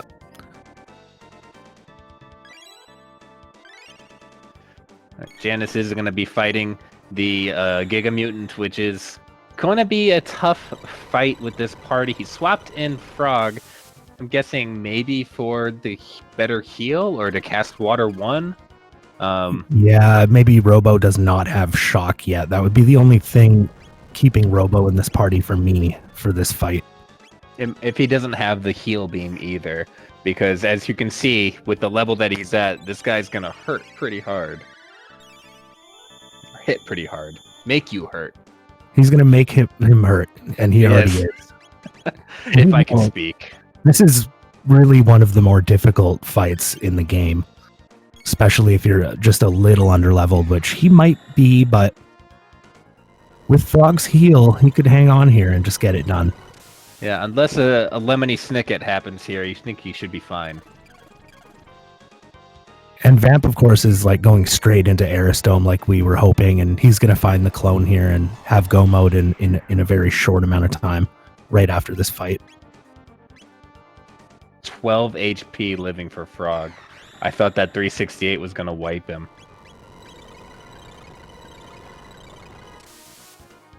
Vampstar starting his fight against the Guardian, and it looks like he triggered a Delta attack because he hit the center bit before he finished off both of these side bits. So he's got one down, and then he's got to get, once the other one's down, then he's got to get to 2,000 damage before he's going to start getting counterattacks. Or maybe he's just wanting to eat that one counter? I'm not sure. Doesn't seem to be concerned about left bit.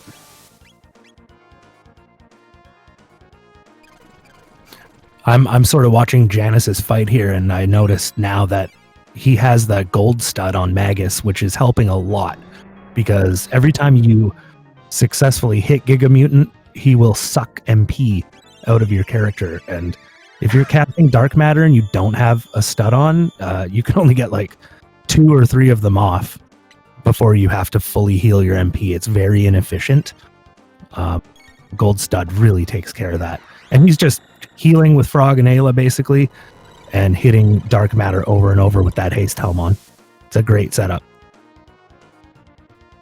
It looks like he unequipped the oh no, I guess the Prism Dress overrides the Haste Helm animation.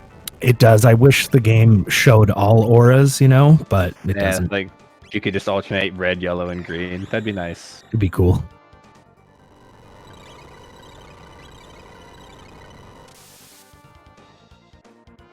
Yeah. Ooh, there it is.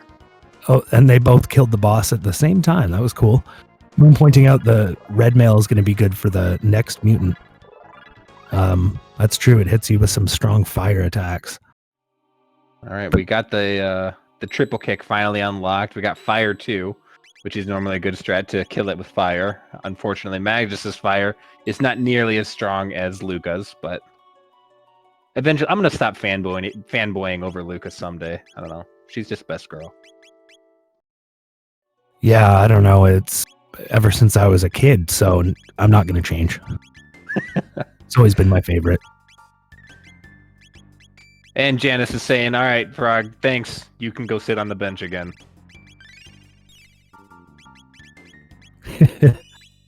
Yep. Frog, the plug defenseman here.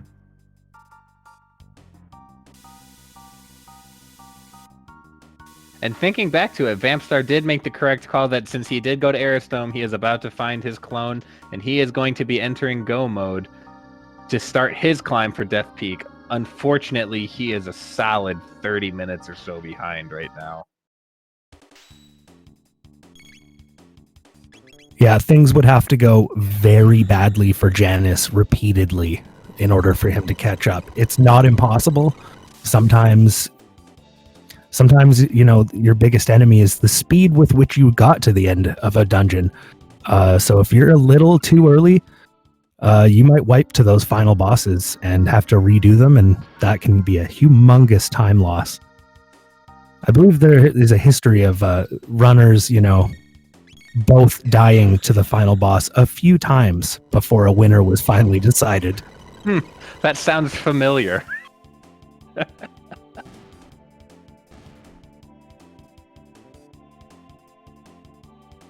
Vamp picking through those chests in Aristome. He's going to get his Mega Elixir.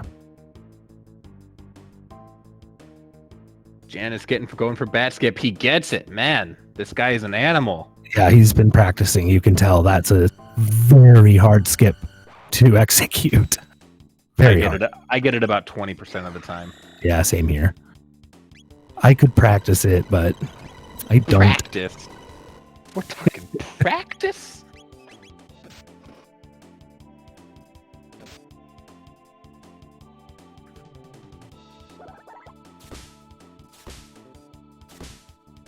I don't know how many times I've forgotten that these tubsters absorb shadow. And then I think they also absorb lightning because because I think I've followed a dark matter up with Luminaire before. Yeah, that'll put you in a world of hurt because they counterattack every time you hit them, and they have 1500 HP. So very few attacks will actually kill them in one shot at this point. Flare is one of them with our girl Luca, just saying. Yeah, and these triple kicks, you're really seeing the effect of the low level because Ayla's damage really starts to exponentially grow the higher level you get. And you can easily have triple kicks doing 1500 damage. And right there, we see that she's probably barely topping 1000 right now. Yeah, you almost need her to be doing 1500. Say if you're going to fight Lavos, or anything really, it should be the standard for a character that you're going to be using a single target attack on. You want them to be doing at least 1500. So Chrono's Confuse obviously achieves that. It can go up to like 2000. Triple kick can go almost to 2000 as well, or 3000 with prism specs and stuff.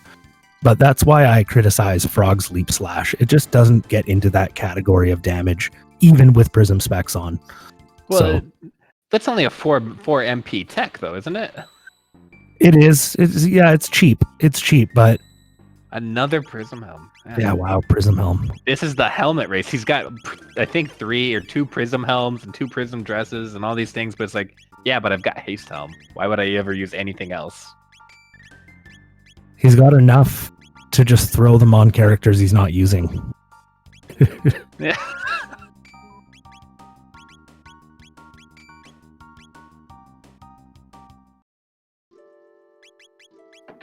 But it is a smart play, what Janus is doing to switch your team up every time you need to. You don't have, by no means, you have to stick with the same team the entire game. Some seeds, I find myself switching characters a lot, depending on the circumstances you're in. I'm not sure what Vamp is looking for right now. Maybe he's looking for Gate Key, because he's doing Son of Sun after he's got Go mode. He may be looking for Gate Key, you're right. That would be the only reason I would think to be heading here. Because going through the factory is slow, and I guess he's really dedicated to using Frog as opposed to checking Protodome to find Magus. And he's probably, his frustration is growing with this seed, I think, because he's going to hate having to go through Death Peak and Black Omen without even learning magic. Janus has swallowed that giant pill, but Vamp is just about to have to make a big decision here. Factory is going to add a lot of time to learn magic, and it may not be worth it. Terra Mutant, the second of our 3 boss rush before we get to the Zeal 2, is actually easier in many cases than Giga Mutant. He only has 5,000 HP. However, he does heal himself for about 1,000 HP most of his rounds. So you got to hit him hard and fast to get the kill off. If you have something like Antipode 3 with some prism specs, you can get close to one-shotting a boss. But this setup is not going to be an easy fight. We're seeing that obstacle, so we're hoping for nothing like stops or confuses. Three-man sleep, it's not good, but it could be worse. It helps a lot to have those haste helms on for this fight, but again, if you can't do that high output damage, you can get away from you. And that attack is just good luck blocking it. You need a gold earring on a high HP character with a safe helm on, and then maybe. This could be a wipe. This could be a wipe right here. If we see another physical attack. Well, we've got a shot if he's got revives. Yeah, I might have thrown in the towel by now myself, because he just healed himself for so much. It reversed all of his progress. Yeah, he had essentially done 0 damage. Yeah, and was dead. So here's what we want to see from Janus right now is to be throwing that Gloom Helm on, amulets on. You got to sacrifice some speed here to protect yourself from that obstacle, because right there, he's doing that right now, so a very good call by him. You'd know right away that you are not going to be able to finish him off fast enough before the obstacle, and that three-person sleep was a fight ender.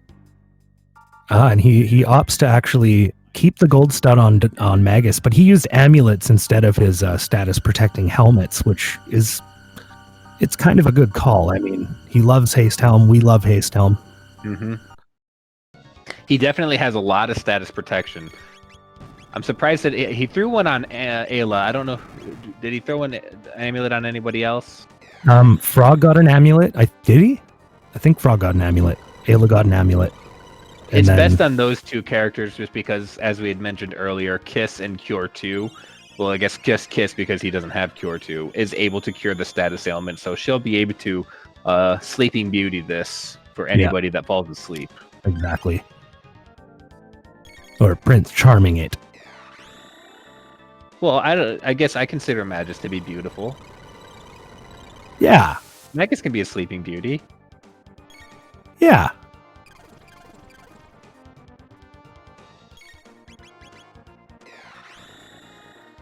So Vamp is heading to factory. He doesn't want to get stuck without magic at the end, which I can understand. However, he does have that team, the Ayla Robo Magus team, that does not require magic. So that's probably what I would personally do at this point, because it's going to take him a little while to get this done. Yeah, I would certainly at least check the check what's inside Protodome before I started going to unlock magic, just because it just takes time. I hate doing the factory to only unlock magic. That's a good point. I hadn't realized he did not check Protodome yet, so he doesn't even have Magus yet, so he wouldn't know. Oh no, you don't have to do right side. You don't have to do that side vamp. He really doesn't have to in this seed. There's so much good gear laying around all over, and I mean, if you're gear starved, this can be a good place to hit up, because it does have some really, I think it's medium to high tier chests in here. As you saw, like a Brave Sword. That's an incredibly good sword for Frog. But it's not good enough. It's not good enough now. Yeah, at this stage. Janus finishing off the Terra Mutant fight, so now he's going to be left with a challenging fight against what's his head? The Lavo Yes, Spawn. Elder Lavo Spawn fight is coming up. He's got triple kick. That's probably a good idea. Obviously, Chrono. Sorry, go ahead, Taco. I'm asking if he's using Megaton Arm instead of Terra Arm. Oh, I hope not. I think I saw Megaton Arm equipped, and we know they got Terra Arm from the. Maybe he just didn't see Terra Arm drop. That's possible. He doesn't know he has it. Because that will significantly increase your damage with a Uzi Punch. Yeah. And that's a really important tech for this fight.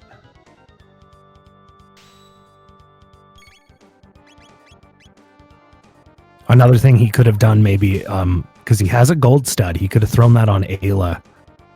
Because triple kick is expensive. She only has 60 MP. So he's only going to be able to throw that 3 times before he has to heal. Yeah. And Elder Lava Spawn, I believe, has 10 or 12,000 HP. So takes a little while. Yeah, this is the setup that he has right now is going to be very MP intensive. 20 and Uzi Punch is 15, so this is going to be a lot of ethers needed just to get through it. And misses do not help. Spending 15 MP and then missing is about as bad a feeling as you can get. Yeah, it's an unfortunate thing with Robo is he does have kind of a low hit, and so he can miss quite a bit. You can throw a hit ring on him, and it actually helps. I've tried that. You might not do it at this stage in a race and stuff, but just a tip. It can help.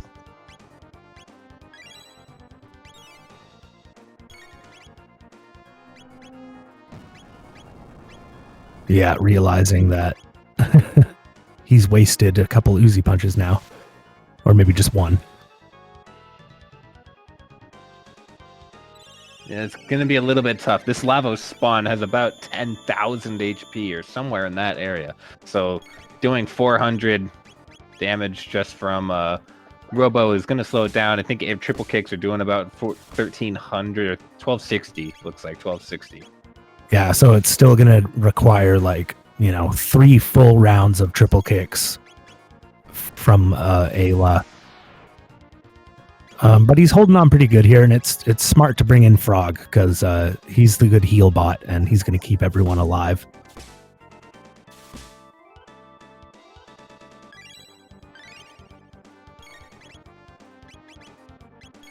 Yeah, at the pace that Janus is going, I expect him to finish this fight in the next few rounds. We could be looking at like a 152 or 151 for a time, which is very good.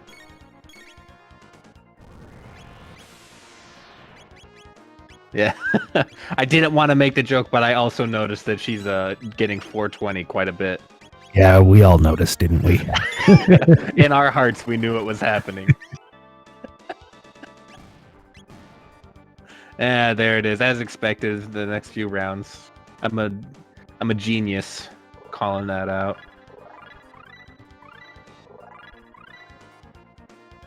Well, don't make people who can't count feel bad.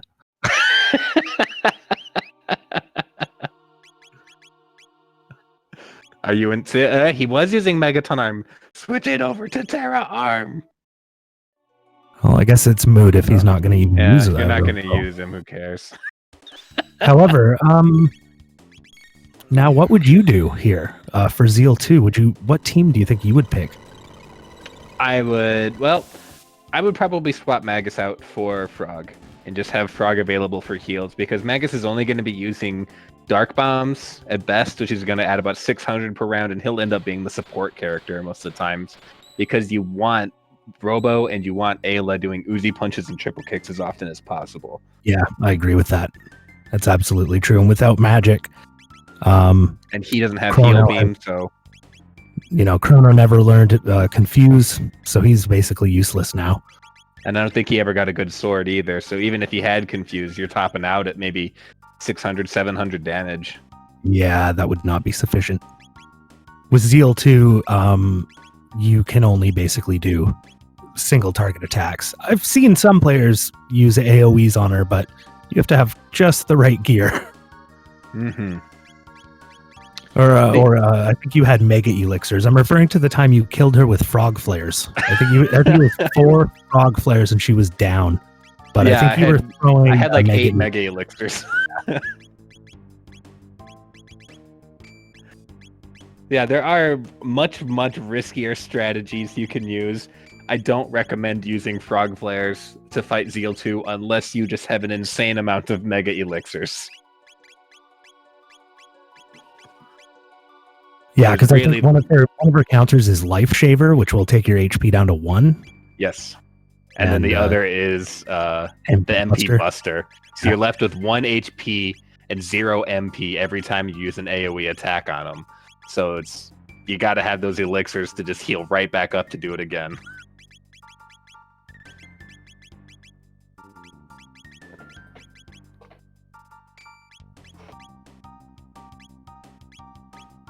Yeah, I mean, Magus with Dark Bomb and Haste Helm, it's like not terrible, but it's not going to be as good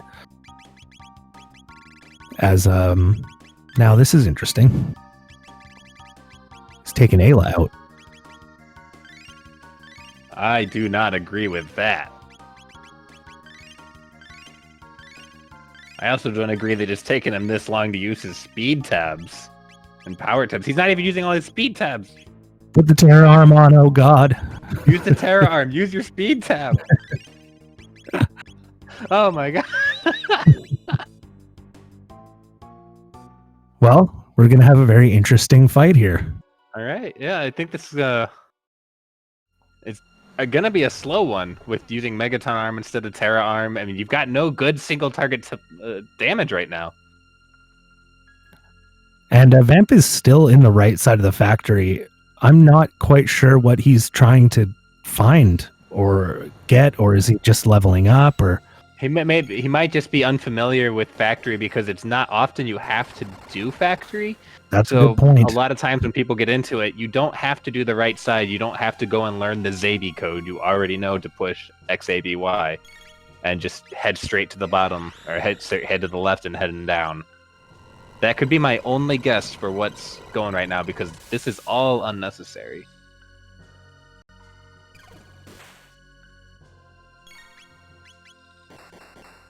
On the Zeal side, because we are at the final boss, I think it'd probably be a good idea of what to expect for the Zeal's first, second, and third phases. So, Procky, why don't you tell us what we can expect to see?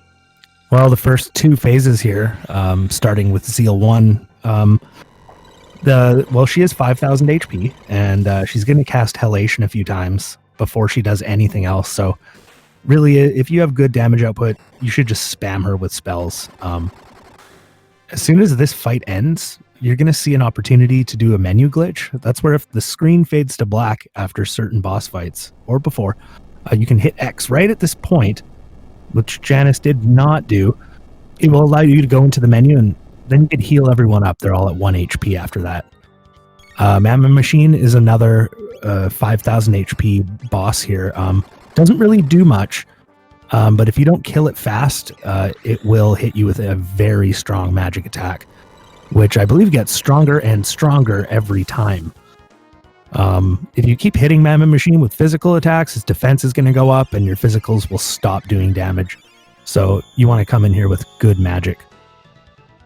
And after that, yeah, we'll be moving on to Zeal 2, but we'll explain a little more about that when we're there, I think. Yeah, this is not going to be the fastest Mammon Machine takedown. No, and you really don't want to see it hit you with that AoE, because it can just brutalize you. Well, a fun trick, though, is if you have Frog and you're holding the Mass Immune, if you hit the Mammon Machine with the Mass Immune, it'll stop its countdown and weaken it. That should be getting close to finishing it. Yes, that's what I thought. Ooh, a gold stud. Unfortunately, you can't equip it because you can't menu glitch here. That's right, yeah.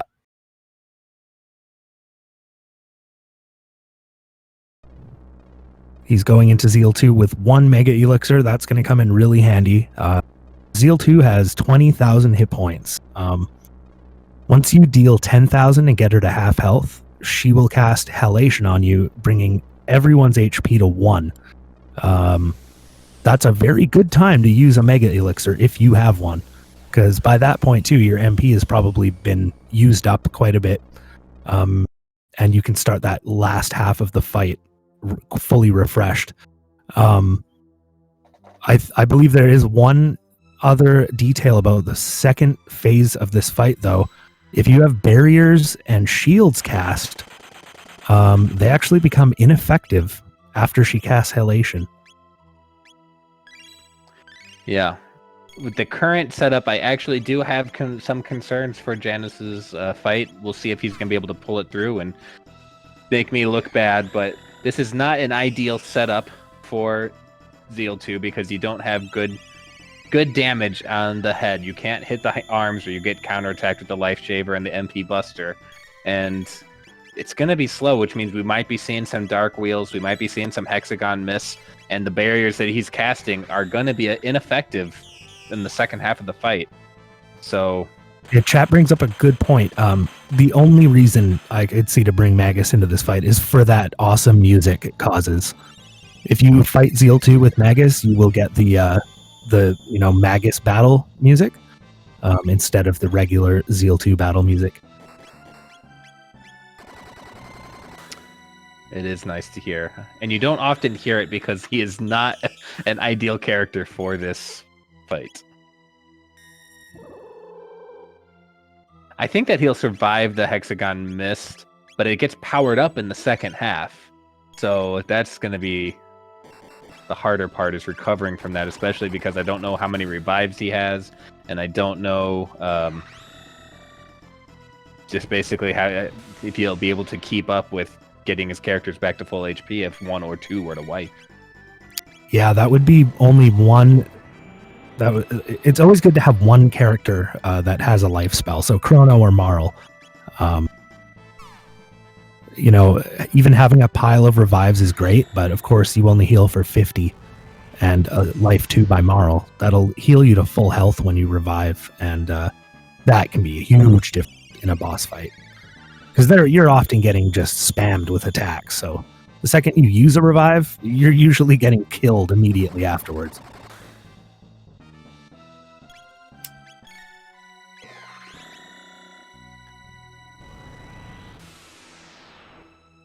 And you can see the 801, it's not nearly as good as Ayla's 1300, 1400 with triple kicks. Yeah, he's still getting in. Oh, here's Hexagon Miss, so it's good he got those barriers off.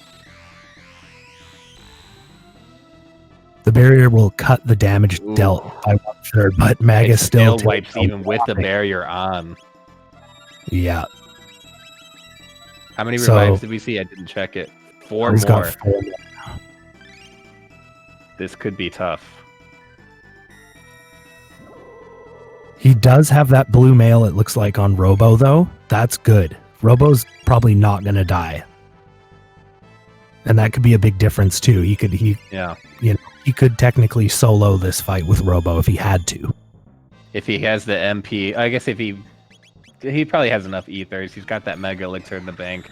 But a lot of that time, if you're soloing it with just Robo, it's gonna be a slog. It's a slog. Speaking of Robo, we watch him twirling for a bubble drop. Yes, Vamp is taking care of the R series, not having trouble there, but just falling further and further behind. I mean, Janus entered Death Peak at about 1 hour, so every minute that ticks past 1 hour is how far Vampstar is falling.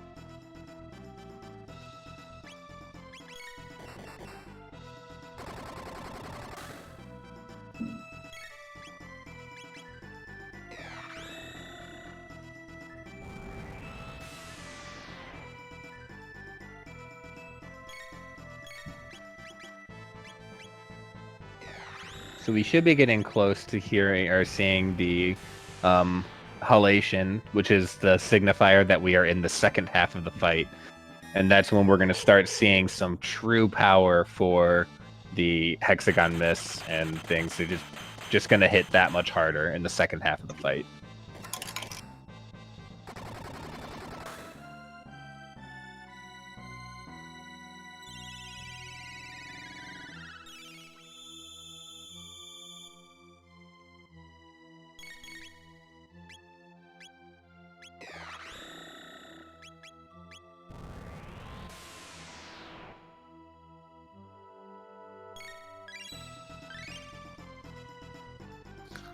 And there we go.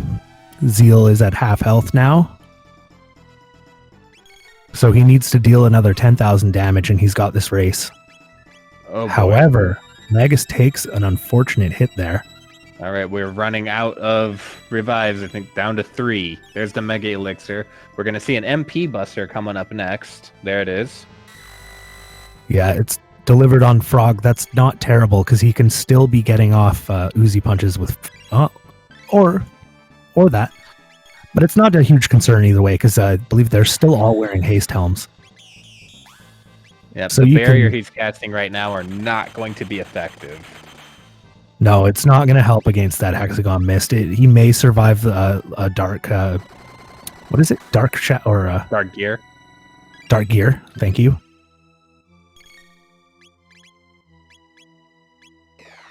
But also the amount of time he spent casting those barriers could have been spent dealing damage. And as you pointed out, especially on Magus, he died with the barrier on before, so it's going to be even less this time. Correct. Yeah, Robo is likely to be the only survivor if she does another hexagon mist. Not if he's... Oh, yeah, because he has the blue vest on. Yes, that's the only thing that's going to keep him in this fight, I think, at this point. Yeah.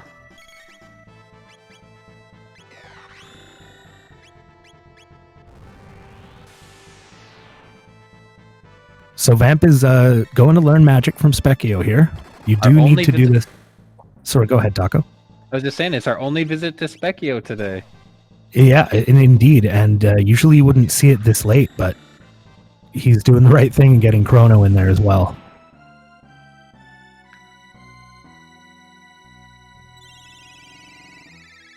Honestly, I don't even know if you would need to unless you had intentions of using Chrono for the final fight.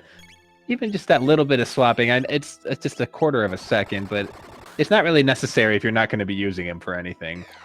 Yeah, I'm not huge on Chrono in my runs, but he has a lot to appreciate.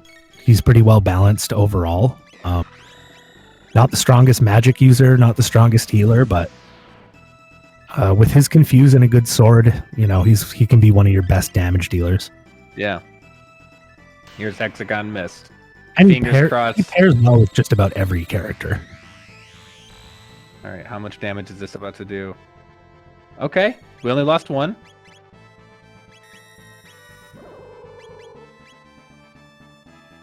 Oh, we lost 2. Yeah.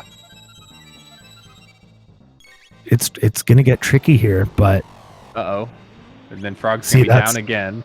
that's what I was talking about with reviving someone and having them die immediately after. He's running out of revives now. And he's Running not out of gonna be able to revive. get that. Oh boy. Oh no. Everyone is in a prime position to just get murdered here. Oh no. Oh no. And he's out of revives, and Robo is the only one that. This is not looking good for. That's a very Janus. unfortunate turn of events here. Vamp also in a similar situation against Specchio. Specchio is laying down the hurt. Oh, but it looks like Chrono's wearing some white mail, so You he'll gotta use survive. magic on him. There you go.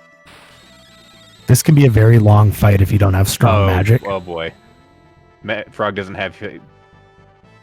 Oh jeez. I don't know if you can pull this one out. This is going to be. It would be a miracle if he manages to actually finish this fight. He just has no damage now. In the Dark Gear, he's gonna force another heal out of him.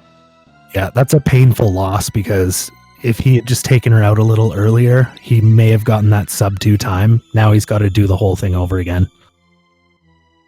And that includes the Zeal 1 Mammon Machine gauntlet on the way in. So, Yeah, this should just be a reset to save time instead of slogging through it. I would definitely do that myself. It's unfortunate that Vampstar has fallen so far behind because that could have really helped him get even. Yeah. If he had just gone for Death Peak as soon as he had that go mode. Yeah, when you're spending every single turn healing, you're not going to win the fight. Yeah, she's not going to run out of MP, so it's not going to work that way. There's a nice bonk sound, not exactly what you want to hear right here. Yeah, Bye-bye, Frog. Yeah, this should finish it off. That's it, yeah. So he's going to have to redo that fight from the start. That's going to take some time. Mm-hmm. I hope he's going to reconsider his party right now and swap in an Ayla. Swap out Magus, bring in Ayla, and that will be a huge difference maker for you. I would now, I might, I was just going to say that. I would put the blue mail on Magus, and because he has Doomsicle. Doomsicle is Magus's best weapon, and it actually has a funny mechanic where for each character or each party member that dies, it gets a bonus in damage. So if he's soloing with Magus in this fight, he could be doing 2,000 damage with that Doomsicle if he gets a critical hit in. And with the haste helm on as well, that could actually be a very quick finish.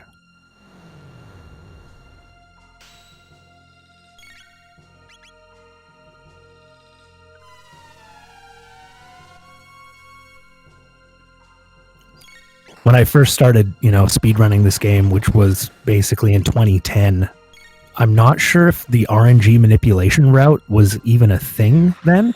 So it was actually our strategy to use Magus and the Doomsicle to kill Lavos. That was our strategy. We used Marl to haste him, and then he just Doomsicle. There's been interesting in some of our other for fun categories, like our buddy cop one where you just do Magus and Frog and you don't ever unlock a third character. It is fun because he will always have a powered up Doomsicle if you get it, because one party member is always gone. That's right. That is right. Vamp having some trouble climbing Death Peak right now. He's not getting behind the trees. Yeah, he doesn't have that first tree there. He hasn't gone to Proto or to the Keeper's Dome. Yeah, he needs to go to Keeper's Dome, rename Epoch to Tupac, and then, he doesn't have to do that part, but he does have to talk to the new. I always have to one-up you, and I do 3-Pac. 3-Pac, yeah. It's not that one. Oh, is he renaming it? Tupac. Oh, so close. Yeah, so the correct new is in the back room here. He's just got to run up to the back room. Thus, he might not be familiar with that, but now he sees that there's an area in the back. He's gonna head back there. Unless you're really familiar with vanilla, and maybe Vamp is not that familiar. This is an area you may not visit often in the randomizer. I mean, you could do 5 seeds and not get go mode for Black Omen, so that could just be what's going on here. Meanwhile, Janus is back in it. He's fighting Mammon Machine. And I'm very much looking forward to his strat with Zeal 2. I was going to say that's one thing he could do with Magus. That Doomsicle and Blue Mail.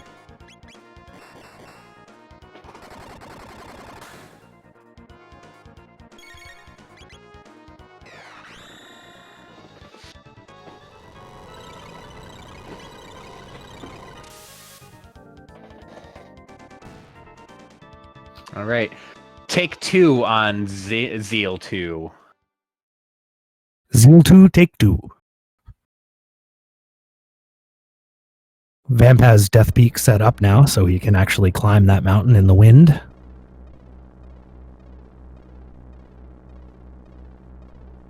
That'll make things a little bit easier.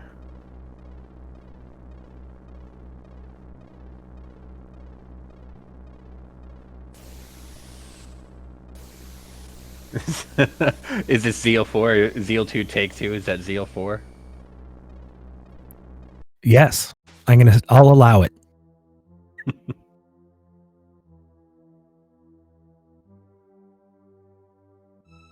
Yeah, let's hope that these armor changes are going to be the ones he needs to survive Hexagon Mist, because this party setup is not going to have the damage to skip Hexagon Mist. Yeah, especially he still has not realized he has a Terra arm.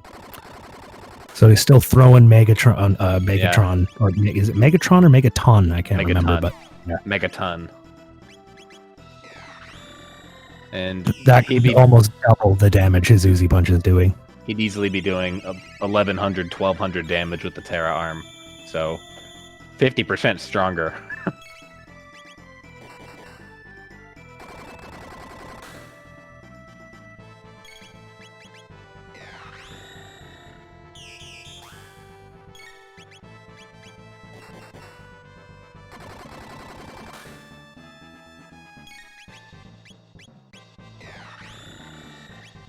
So far, things are going okay.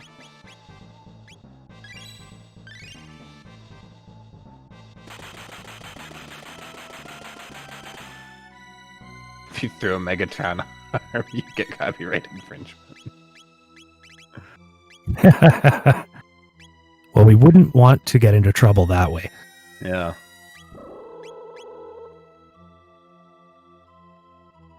We should be very happy that Nintendo has not continued to go after the ROM hacking community like they used to in years past. Mm-hmm. We'd be missing out on wonderful things like this. Yeah. Vamp unfortunately hitting that encounter. There is a way to skip it, and he's going to learn quickly that dark matter will not hurt that. Well, macabre. I guess that's what it's called.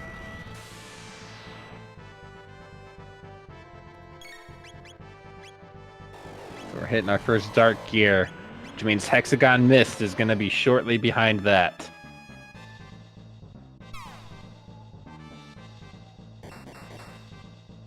Yeah, it looked like he queued up a heal there. That's good, but it's going to take a while. Oh, here we go. That's good.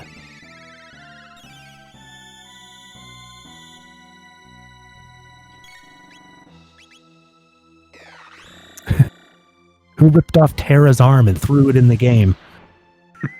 Maybe Kefka. I don't know. I'm just guessing. It's what happens if you don't bring Terra back into the party for World of Ruin.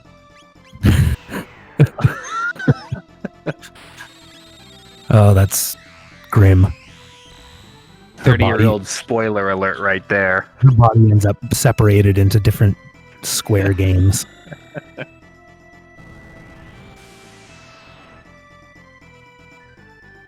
Oh, no one's playing it.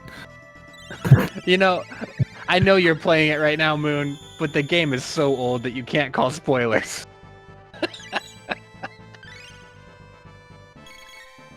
All right, for anyone that hasn't seen The Sixth Sense, I've got a major spoiler for you. I was gonna say, like, if you've never watched the movie Frankenstein or something, Dracula, don't spoil it. No, we all know the story. Final Fantasy VI, best Final Fantasy. I would agree for a story. It is very well done. I am very biased, and I love Final Fantasy VIII, though. Final Fantasy VIII is just my favorite one to play all the time. Interesting choice. The music is so good in 8. I think the music is what gets me. 8 has to be one of my least favorites, just for the certain reasons, but it has a good story, good characters, all the good music, everything. It's those battle animations that get to me. They take way too long. Final Fantasy IX has the slowest battle animations. Yeah, I think 9 made it even worse, if I recall, but I haven't even touched those games since high school, so maybe it's time. I really liked Blitzball, but I can't play it anymore. But once you figure out how to just win every single game by just having Jasu hide in your own goal after scoring. Yeah. It's like, there's no fun in this anymore. It's too easy to win Blitzball. But yeah, I'm funny that way. Like, my favorite Final Fantasy might be the first one. So don't listen to me.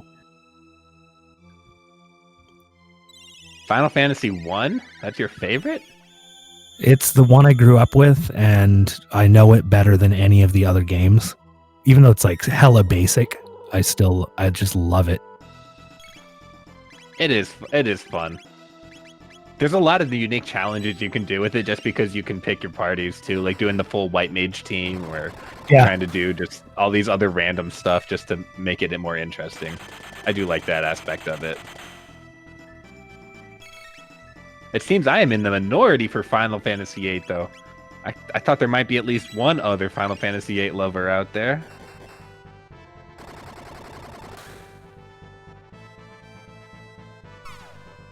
But if I had to... Final Fantasy X, I think, is the one that I've beaten the most. I actually have it, I think, on 4 different systems, because I have it on PS2, 3, 4, and computer.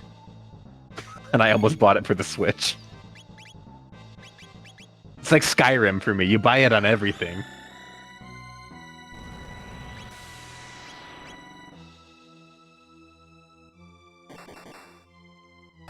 Janus's fight is going much better. To actually talk about the game that we're watching. Janus's fight looks like it is going better right now. He's in the second half. We've seen the halation. So hopefully we'll be seeing that time being coming up really soon here.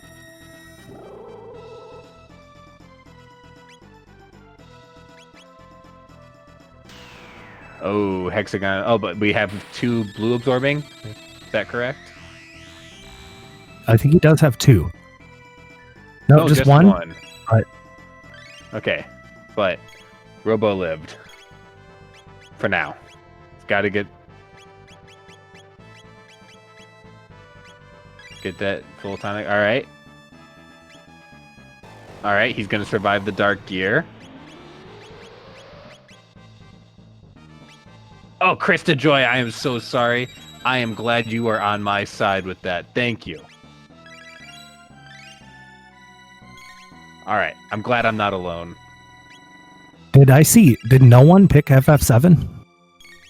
I thought there's one person that said it was bottom tier.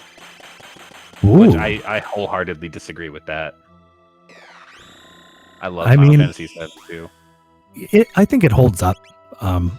Some of the movement on the maps is a little annoying. It's got that PlayStation style map movement, but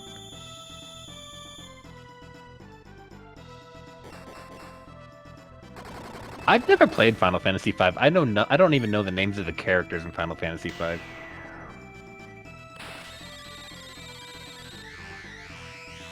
I found 5 difficult to get into because obviously I came quite late to it.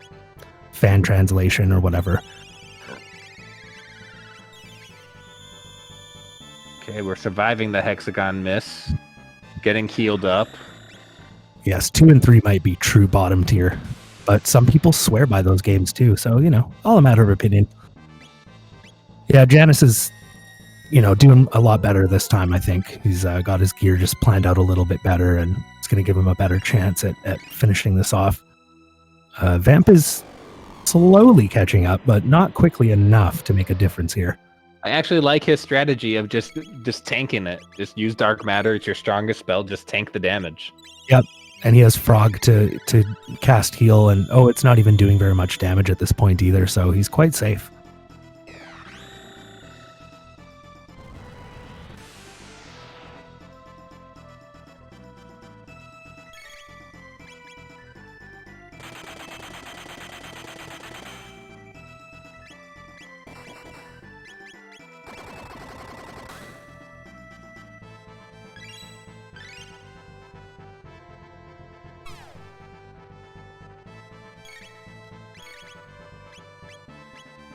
Lavos Spawn should be dying any minute now, and we might be seeing him entering Black Omen as this is fighting, but this could actually be one of the final hits coming up. We've got to be hitting that 20,000 mark pretty soon.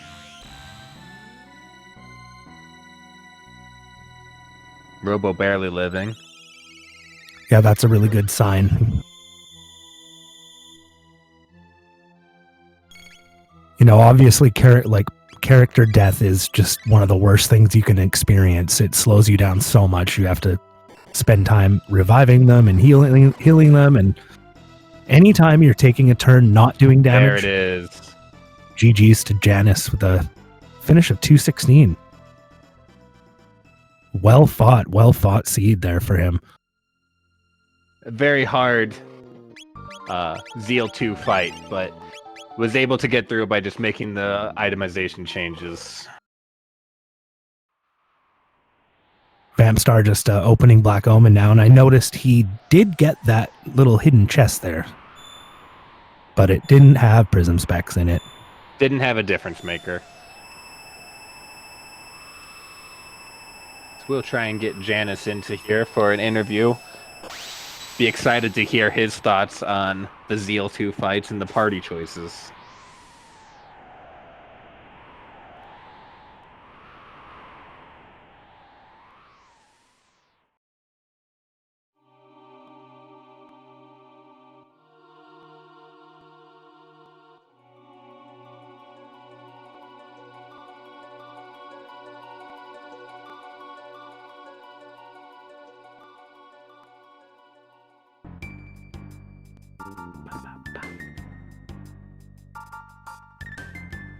Black Omen has the best dungeon music.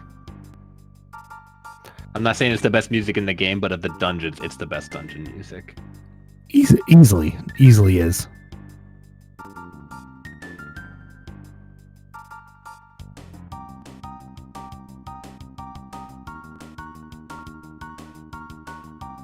Although Giant's Claw is pretty good too, I have to say. It's nice, but I mean, where are you going? There you go.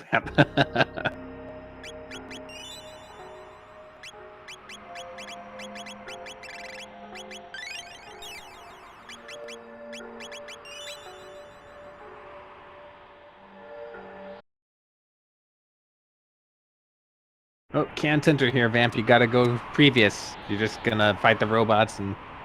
Yeah, get out of there. No. Uh-oh. Janus, GG's. Thank you. That Zeal 2 fight was so rough. That was rough. So, we saw that the first party wipe, you changed some itemization and threw some blue absorbing armor on Magus. But one of the questions I had is, what was your thoughts going into that party choice there, swapping out Ayla and bringing in Frog? I needed AoE healing. Robo didn't have heal beam. Frog was the only one who had an AoE heal, and I definitely needed Magus for Mammon Machine. Okay. Yeah, because a lot of times that triple kick is the spell you're seeing people wanting to run straight to, but I guess if you don't have good magic damage for Mammon Machine, that could slow it down quite a bit. Yeah, like originally I was thinking of not using Magus for like the Zeal 2 fight because I wanted the double physical, like really good spells. But then I'm like, wait, Mammon Machine I won't be able to kill without Magus. That's a good point. I think we overlooked that point. We were thinking, oh, he must have chosen Magus for the music. I mean, I always love having Magus for that fight because of the music, but yeah, it was definitely the Mammon Machine consideration there. Another thing we noticed that maybe you didn't notice was that when you killed Retinite, he dropped a very nice weapon for Robo, which you did not equip the entire seed. Oh, I must have missed it. Yeah, we you're sitting on a Terra arm like most of the seed. Oh.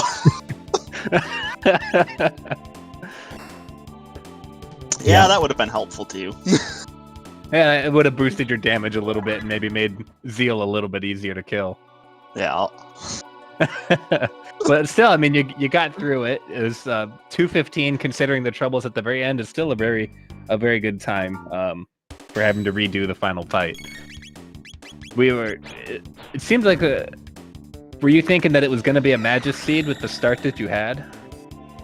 I was thinking it was like Ruby Knife plus one piece of the sword plus Frog already. It's all signs point to that to start with. I was like, And I think we can reveal now at this point that the other part of the Masamune was actually at Mount Woe. So wow! You would have had to do that in order to go through that Magus Castle. I noticed also in your run, Janus, that you opted to not go after magic at all. I'm guessing that's because you had Robo, Ayla, and Magus. I don't know. Is there anything you want to add to that? I was kind of hoping to find the gate key to get magic. But then, yeah, mostly I had the 3 people who don't need to get it, and Frog. Like, even though he didn't have Leap Slash, he had Heal, which is probably one of his best things with the other members of my party. He was probably going to be the healer anyway. Yeah, absolutely. Makes perfect sense. Yeah, it looked like maybe you did an extra check here or there towards the very end, probably looking for that gate key. And I think Vampstar did the same thing. However, he actually did go and get magic, although it was very late in his seed. And I guess we'll see if it helps. Because my guess is probably ain't going to help that much. Yeah. Yeah, I can't see it having helped a whole ton with the party composition. Maybe if you were able to get Luca, but with the other sword piece being at Mount Woe, like... Yeah, a lot of times when whoever's locked behind Masamune is generally just an unusable character. Not often that you get that one. And this, sadly, we were hoping for a better new shop too. It was extremely disappointing to see the items he had for sale in Black Omen. Oh yeah, like, I Was mean, only ethers are Gloomhelm? great, but yeah. Yeah, I think Gloomhelm was the best item for sale, which luckily it was a Magus Seed, but still, if that's the best item, it's not very good. And even then, with triple haste helm, why would you need the gloom helm? Exactly. So that's why we shouldn't complain too much, because triple haste helm is absolutely insane on its own. Can't be too greedy. Yeah, when I found that first one on the bridge, I was like, oh my goodness. And then finding 2 more throughout the seed, I was like, what is this? Yeah, I noticed at one point you needed some status protection, and you just used amulets, because there's no way those haste helms are coming off my head. Yeah, you had exactly. every form of status protection you could think of with gloom helms and prism helms and amulets, and there was basically you had your choice of your pick of the litter to get status protection. Yep. Yeah, and haste is just such a busted stat. I think another thing we can reveal now is that the gate key was actually at Genodome. Oh yeah, I was hoping not to have to go there. That dungeon takes forever, and especially with, like, I didn't have any AoE magic till I went and picked up Magus, so just the conveyor would be awful. Yeah. Not to mention the rest of that dungeon. Yeah, it would be hard to justify doing such a long check at that point in the seed, I think. Especially having a party that doesn't actually even need magic to be unlocked. It wouldn't have made sense to do it. Yeah, and finding go mode without too much fetch questing. So, yeah. We didn't see Thomas Pop. Didn't see Jerky. We didn't see anyone do the Prism Shard. So, it's a pretty straightforward seed for the most part.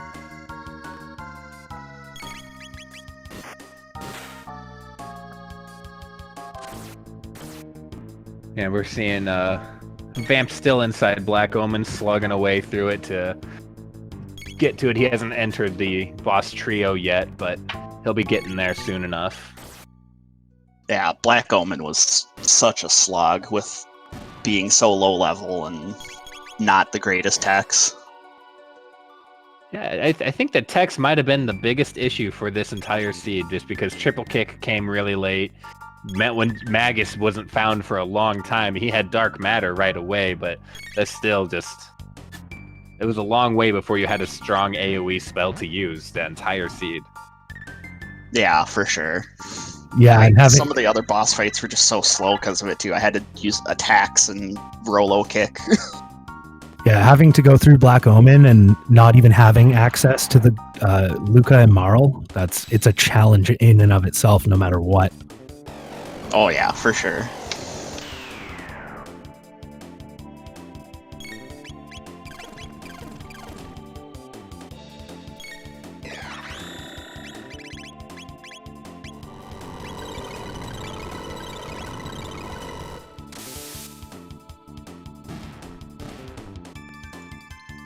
Vamp showing those metal mutes what for.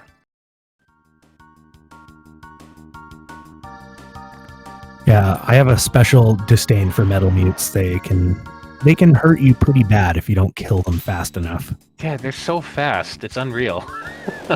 That's why speed is just so important by the end of this.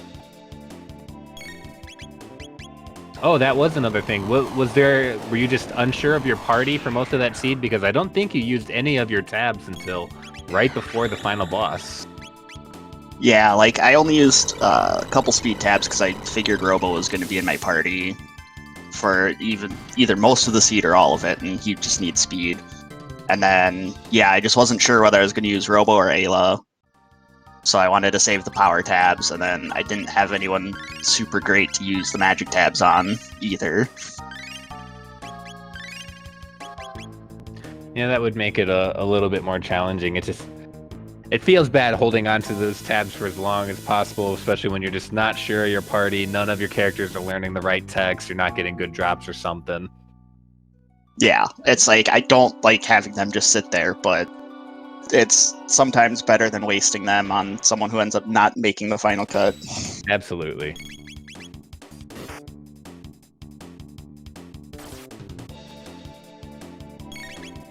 Vamp is also getting some unlucky elevator fights. He's not getting to skip them. A lot of those today.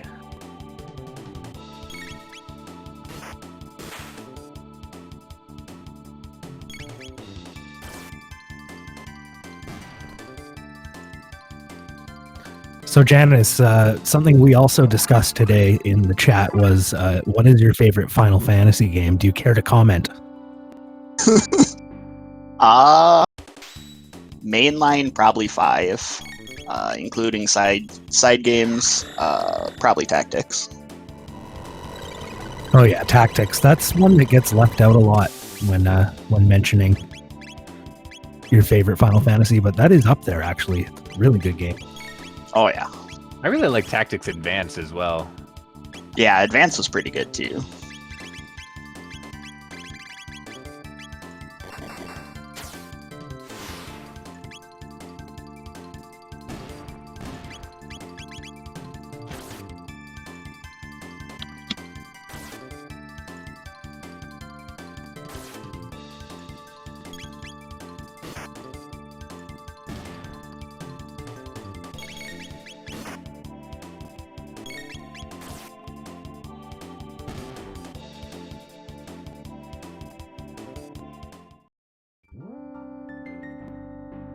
Oh man, 3 fights on the elevator. That's as bad as it can get. Especially because these goons, the animation just to get them on the screen takes so long. It takes so long, and he just doesn't have a good enough tech to take them out quickly. So he's going to feel some pain, and it's going to take a little while here. I might throw Fire 2 at them with Megas, but it's not going to do much. Well, he finally has Leap Slash, so it was good to teach Frog magic, probably. He also may learn Water 2 in time for the mutant fights. That's going to help, because otherwise Frog is just healing.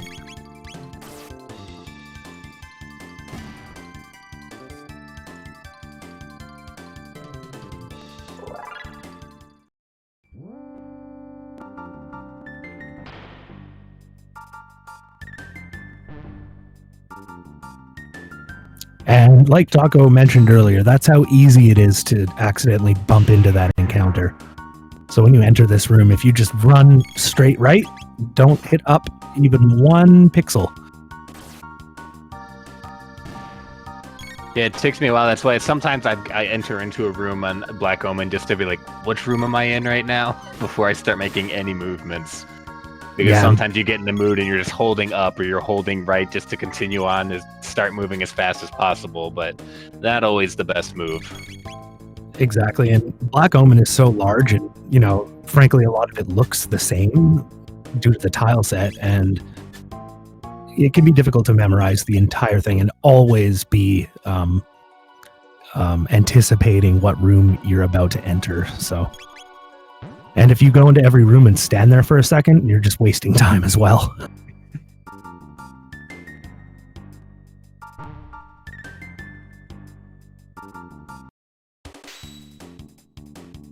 Yeah, this area is a bit of a maze. If you're not familiar with it, it can take you in some wrong directions. So obviously here you want to just go straight right as soon as you get into this room, or you're going to take some encounters that are not necessary. Mm-hmm. It surprised me the first time that I was going through and learning how to do skips and how to route through here, just how many of these things can be skipped. Like this fight right here, if you're just hugging the left wall, you skip this one. And that's a good rule of thumb for if you want to try and skip an encounter, just hug a wall first and see what happens. Generally speaking, yes, that it's what you do for most skips in this game.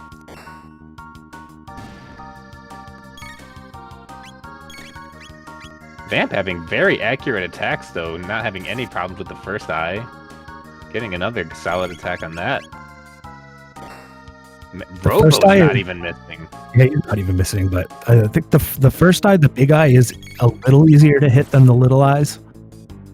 And of course, the missing. Of course, you want to take that middle eye out first, because if you don't, it'll start casting flare, and this fight could be over and not in your favor very quickly. That was unbelievably good that fight was a on great that fight. eye. Yeah, it was really good. If you can't do those fast, they're barely worth doing at all.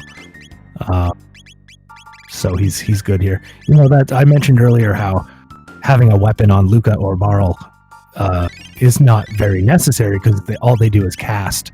But that's one spot where it's going to really benefit you to have a good weapon on those girls, good bow or good gun, because they have good hit. And they'll hit those eyeballs, more often than not. Wonder Shot. And Wonder Shot can really make an example of them.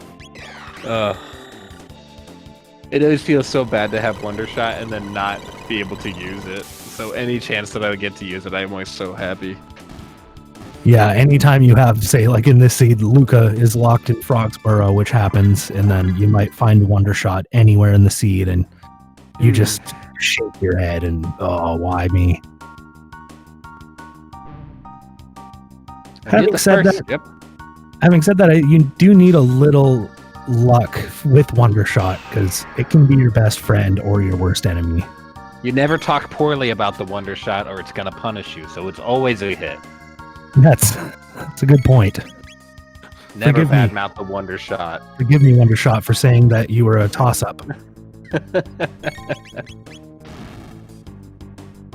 Yeah, as you can see, he's getting Uh-oh. scorched with these flares now, and he's got to be really careful. As long as he takes out that middle eye, he's going to survive, but... Yeah, he's locked, so he can't use his items. Yeah, he'll let them run away, and think twice about not attacking the center the next time he runs into an eyeball fight.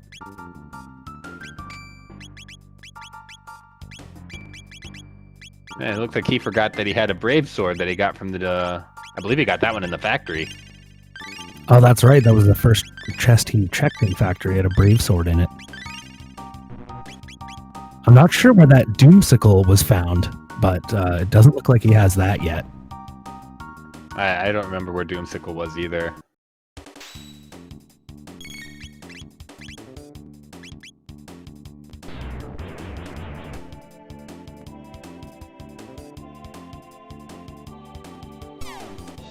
So for anyone that's coming into this really late and isn't sure, this is a part of a larger tournament, so you're going to be expecting a lot more races coming up. We are going to be close to entering our best of threes because some of our runners are going to be entering into semifinals on one, and it is a double elimination bracket. This is a in the bottom seed, so Janus is moving on, but Vamp will be eliminated from the tournament after this. But we have plenty more coming up for that, especially seeing these races in the top half of the bracket, which I'm unfortunately no longer a part of. I also got booted out of there by Choco Sora, who's a very strong runner, and he's got a race coming up against Zelfer. I don't think we have a date for these races yet, but we can go over a little bit how the race brackets are looking. And so as soon as that Chocosura and Zelfer fight is finished, Moon Blizzard will have an opponent chosen for him for the actual final. In the meantime, yeah, we're getting, fairly close to the end here, really. It was a pretty big tournament from the start, and then we'll have a big finale with Moon Blizzard facing the winner of the losers brackets. I don't think that Moon Blizzard's in the finals yet. Sorry. No, he is in the final. But whoever wins that final will face the winner of the losers bracket. I thought he had just made it to semis. I'm looking at the bracket right now. I'm looking at it too. I don't believe you. I'm pulling it up. Oh. Right? So he'll face either Chocosora or Zelfer. And then the winner of that fight will go on to the gold medal game. Gotcha. Yeah. But we're still a little ways away from seeing just how the losers bracket is going to turn out. We've still got a few matchups waiting for opponents here. Oh, it looks like I'm actually facing the winner of this race. I wonder who's going to be the winner of this one. So we got both of them, and then I think you guys should be having your race coming up soon, and then I'll be having a race coming up with Roster Cecil, who is the developer of Jets of Time. So I'm looking forward to having my challenge of facing him down. Gonna have to get a lot of practice seeds in to be ready for that. Yeah, if anyone's able to pull out interesting strats that nobody knows about, it's the developer.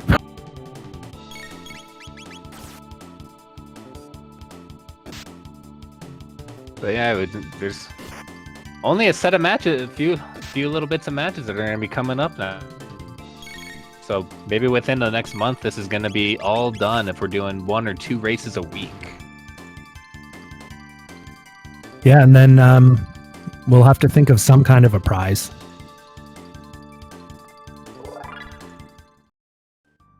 You just get a sticker. Yeah, I don't know. You get a little gold star sticker. A little. You just get to be named Top Dog for a while. Yeah, you get the Top Gun ball cap.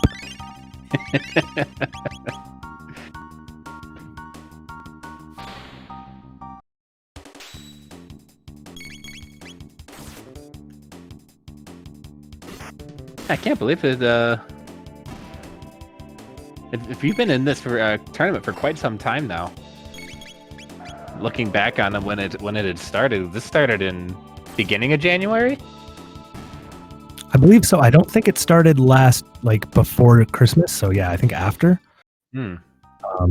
And before it started, we were already doing the weekly races on Randomania, which I think we'll get back into that soon. Yeah. I think we stopped because they had the Tournaments of Hope.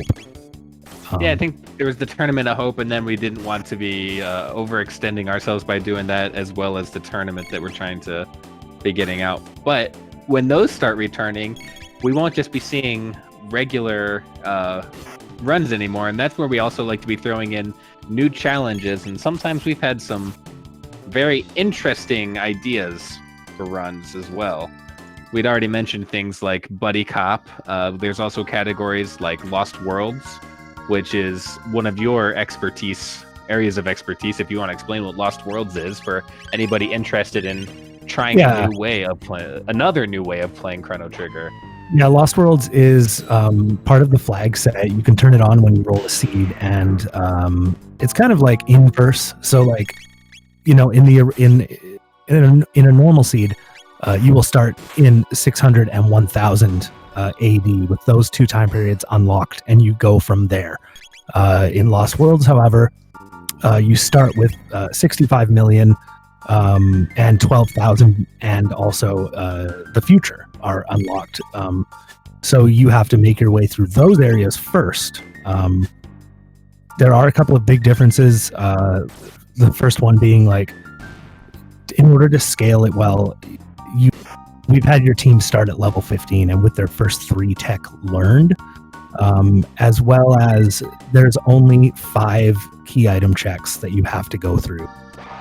There's 2 go modes, and you only need 2 items from each pool to get that go mode. So,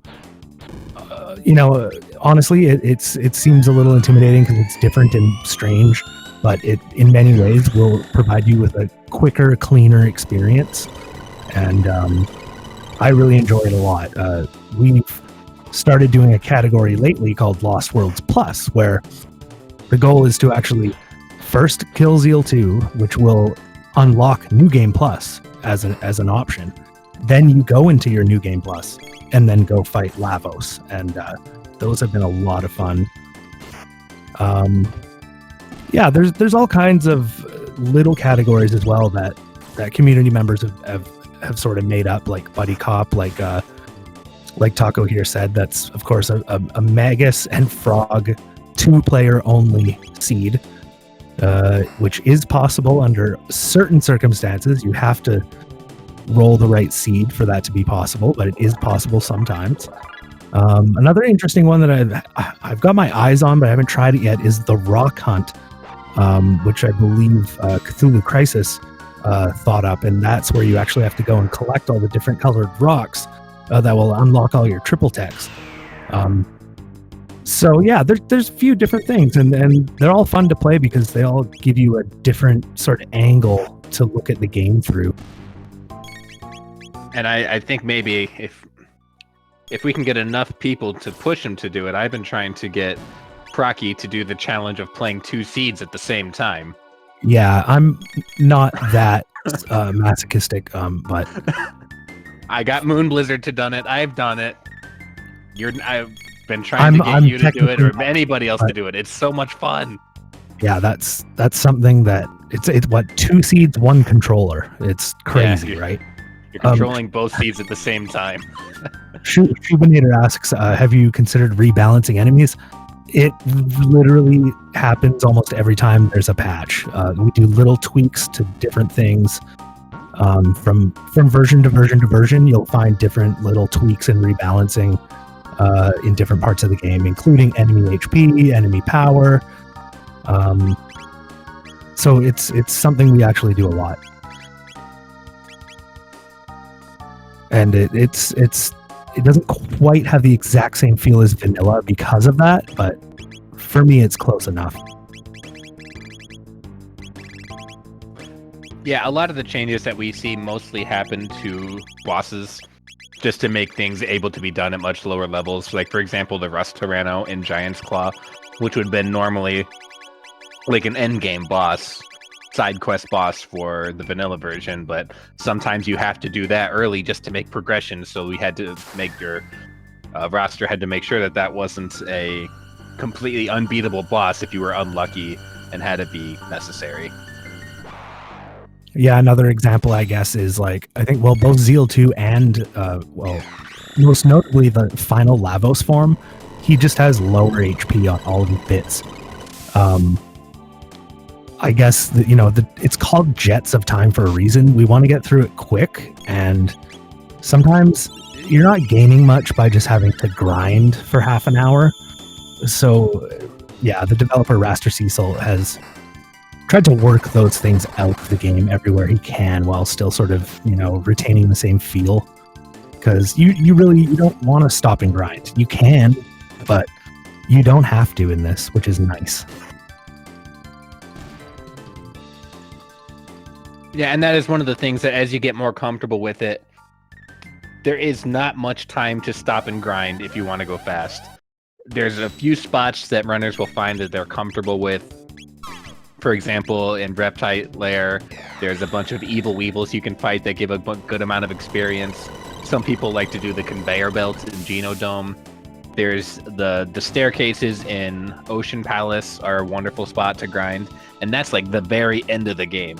So a lot of times what I find myself doing is just running through the game as fast as possible and only doing the grinding when I'm about to hit the final boss.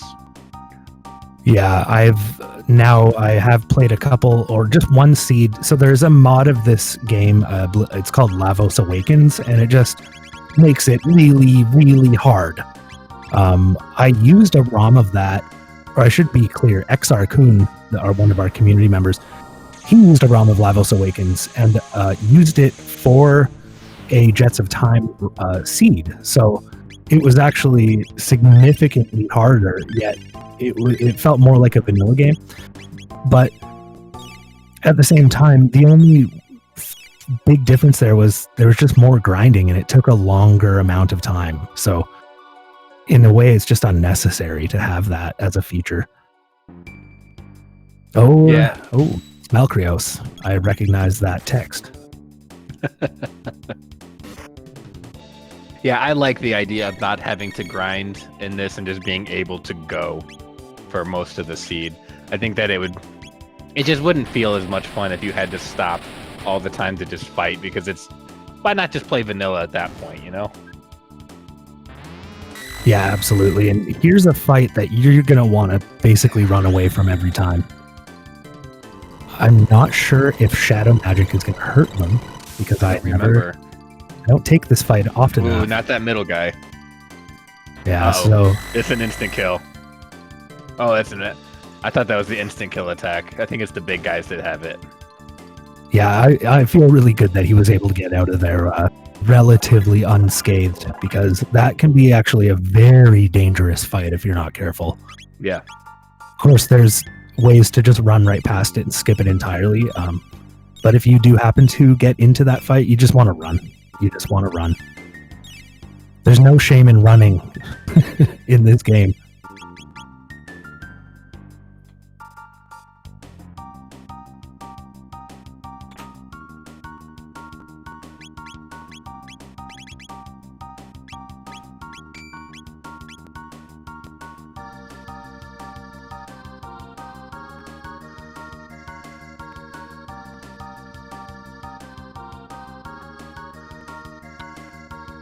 The Blackbird has been completely taken out of the seed. You do not ever go into Blackbird. And some people might be disappointed by that. I personally am not. I never liked doing Blackbird, and whenever I played the regular version of it, you never see it might be my least favorite part of the game in vanilla. It's like it's almost like they just crammed it in there, like towards the end of the game. They're like, here, we have to fill the game up a bit, so let's take all their items away and just make them go look for them. Ha ha ha ha. Remember that jailbreak you had earlier in the game? We'll do it again. Yeah. However, I always enjoy the golem boss fight at the end. It's fun. I remember the first time there was the countdown, and I was like, "Oh my god, I'm not killing it fast enough." Yep, absolutely. There will be coming up in future patches, future versions. We are working on a boss randomizer, so at least you will get to see certain enemies from time to time, including Dalton and the Golem boss and Atropos, and a couple others that you normally wouldn't see.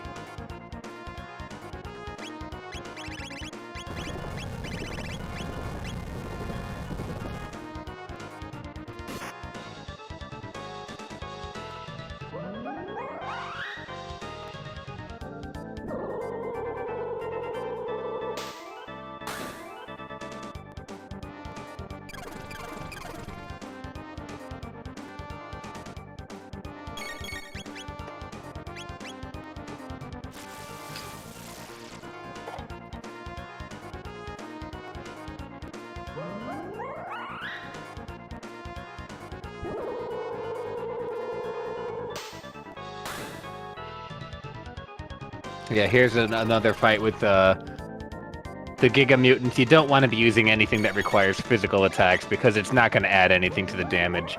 Shock is what you want to be using with Robo. Does he not have any revives to bring Magus back up? Because that's a significant amount of his damage. Yeah, that's going to be a significant detriment to his run if he's out of revives, because he's still got quite a bit of Black Omen to go through here. Yeah.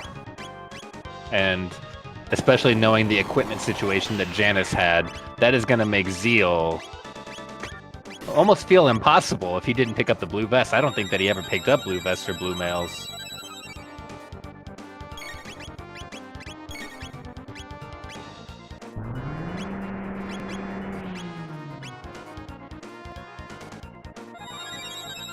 Yeah, and that's why I hate revives as an item. They can really help you in a pinch sometimes, but you don't want to rely on them because, as you can see, when it comes down to it, you're just these bosses hit you so often that it's gonna be really difficult to pull off a revive and a heal and not have your whole party wipe. Yeah.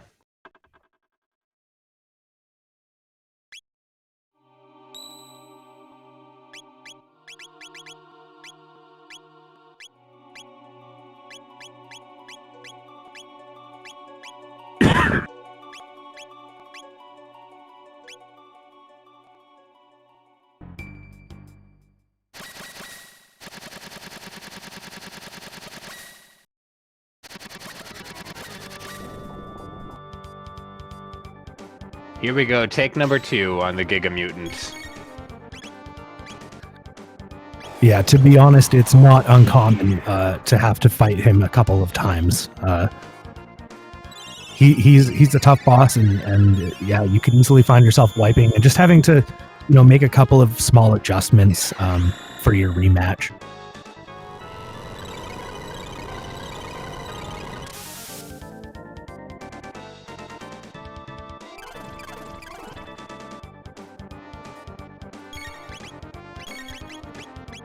And he really needs to use Shock here with Robo. The mutant is almost immune to physical attacks. I don't think there's any situation where doing 10 damage to him is gonna make the difference. Especially for 15 MP. You're not even getting one damage per MP. That's right.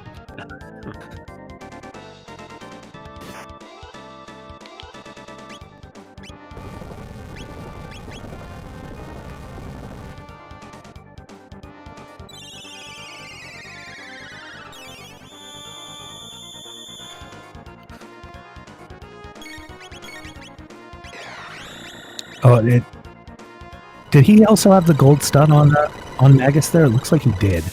It's going to make a pretty big difference. The mana situation seems to imply that he's got it.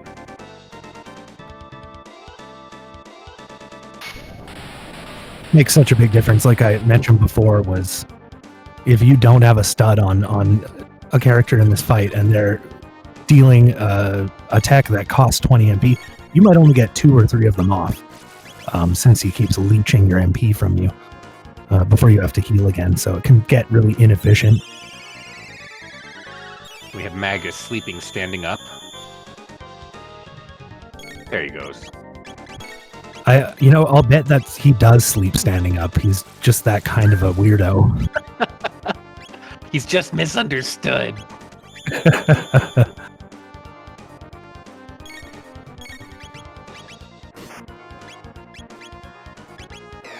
No, Magus is really easily one of my favorite characters in this whole story. It could be my favorite. It's the changes that you see him go through and the background they give you on him, and I don't think they explore any other character like quite in quite so much depth. Yeah, if anything, that could be one of the flaws of the game, is that none of the characters really have that much development outside of Magus and maybe Frog. Yeah. Yeah, it's it's funny when you play the game for the first time, he's a big baddie, watch out for Magus, and then you fight him, and then later you learn that, spoiler alert, he's Shayla's younger brother, and he watches her just vanish and traumatized him as a young boy. The whole story is really sad. So Vamp taking out that Giga Mutant, that's great. He's going to be able to continue progressing through Black Omen here. We're pretty once you finish Giga Mutant, you're pretty close to the end. Terra Mutant's only a couple screens away, basically. But he does have 5 more bosses before he finishes this seed.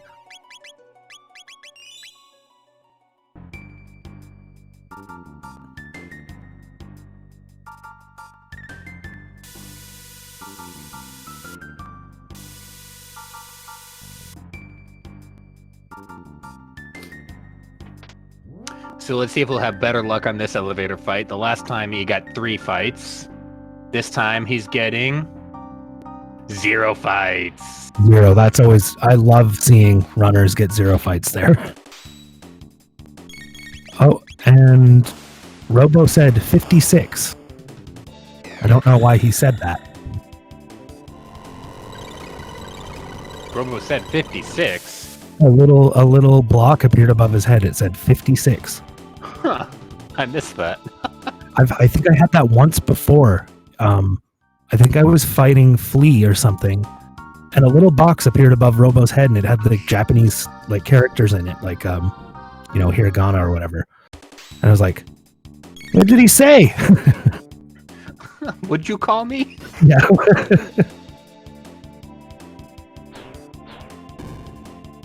Goons.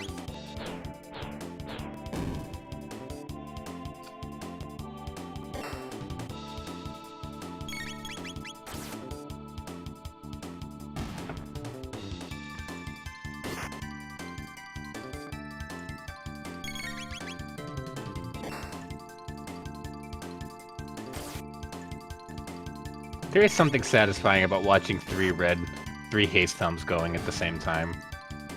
Perfectly in sync. It makes me happy.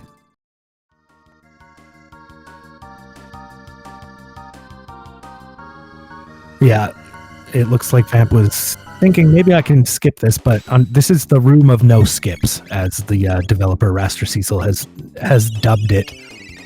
Purposely, you cannot skip any fight on the screen, except for that bat skip, but you can run past those bats, but you cannot run away from the fight once you enter it. Mm-hmm. Oh, and you can't cast dark matter on these guys. Just don't follow a shock. Uh-oh. Yeah, a little bit of a crash course here in Black Omen. Oh, it does do damage. I thought it didn't. I thought lightning... Yeah, I thought they absorbed lightning, but I guess, I've learned 5 things today, so... I've probably learned that a dozen times and then forgotten it a dozen times. Yeah, that sounds more like me, actually, yeah. Cast dark matter again, though. Did you not see the heal last time? That's a good question, Taco. It's a good question.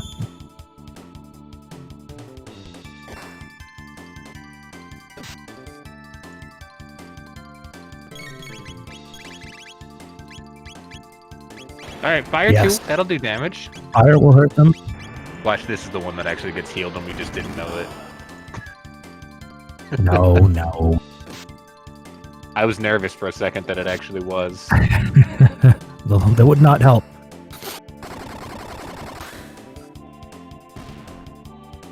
Yeah. 1500 HP. It's a lot to do on these guys because they have good defenses. I think a rock throw would actually do it. And one of my favorite things to cast on large enemies is Beast Toss, the dual tech with Mobo and Ayla. Especially when you do it to a cave ape. Get that vengeance for all the beast toss he's done. Right? I hate the cave apes. Of all the enemies I think I could get rid of in the game, like if I never had to face another cave ape, I'd be happy. I know, they're awful. They're fast and they hurt, and they're like highly resistant to magic. Anytime there's a cave ape, I just run, because I think there's only one cave ape fight that I can think of that's not skippable. It's a dactyl nest. That's right. Yeah, you have to run away from it. And they're so fast, yeah, unless you have 13 speed. I keep saying that. 13 speed. You need it. And even then, you have to get into your tech menu so fast. You do. All right, so we got to clear this off, and then we'll be fighting up against Terra Mutant. Just need to get the 5,000 damage off before he can heal it.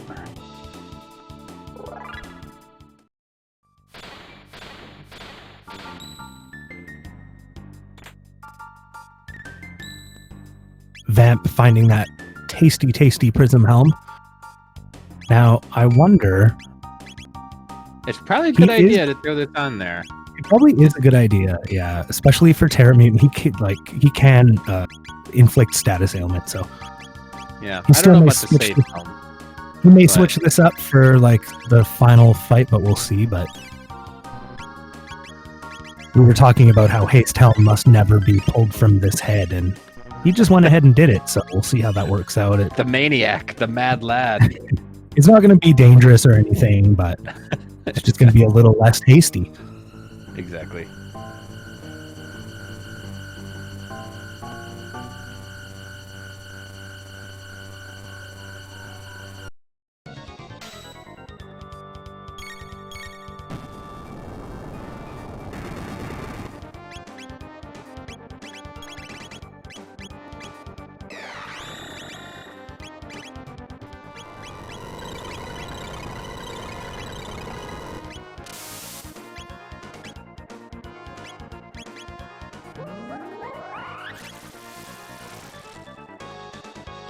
Having water too is going to help this out.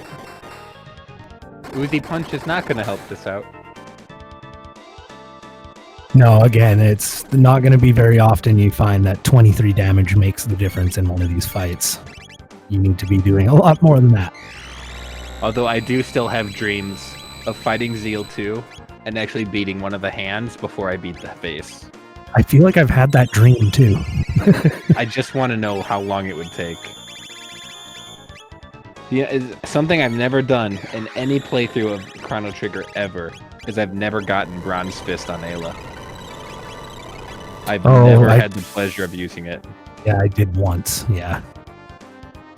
I mean, but by that point, it's like it doesn't really matter. It matters in my heart.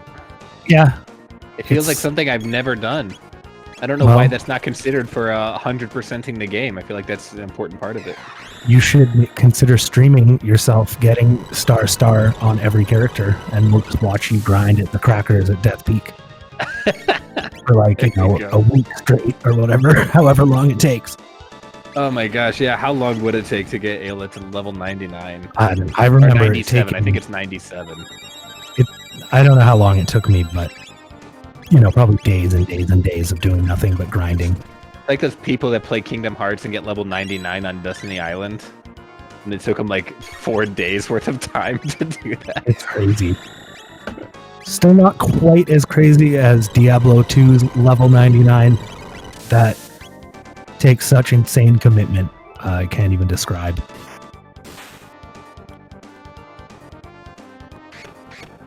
Yeah, here's this one. Yeah, he's done this fight, but if you queue up extra attacks, it naturally, you want to kill the top and that bottom piece will just disappear.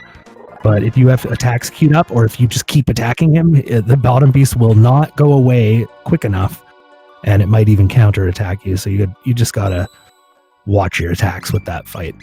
Luckily, he only has 5,000 HP. It doesn't take long. Yeah, so now we're going to be seeing the Lavos spawn fight here, where if we use Dark Matter on this one, I'm hoping he's not going to do that here. It is going to hit like a truck for everybody. So you do not want to AoE attack here. Yeah, I believe in the first spawn fight, he will counter an AoE, or if you hit the shell at all, he'll counter with a mediocre sort of AoE physical attack. However, on this fight, if you hit the shell, he will counter just that character who hit him with a very strong single target, and it can one-shot you easily.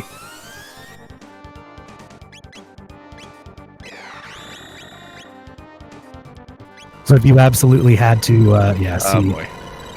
Unless Magus had a safe home on, that's one thing you could do to sort of save yourself with this. Oh, luckily Magus lives. Oh.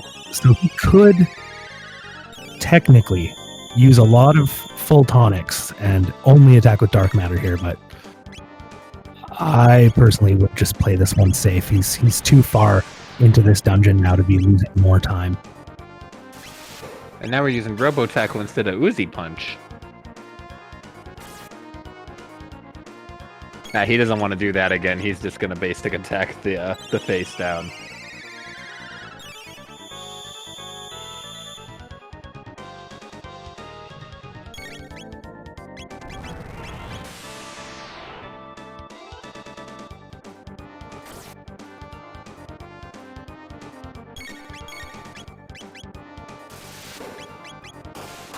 I suppose he may be running low on ethers, or actually, I thought he bought quite a few, but it's the only reason I could think. Made a stop for ethers. The only reason I could think of why he'd be doing Robo Tackle right now, just to conserve MP.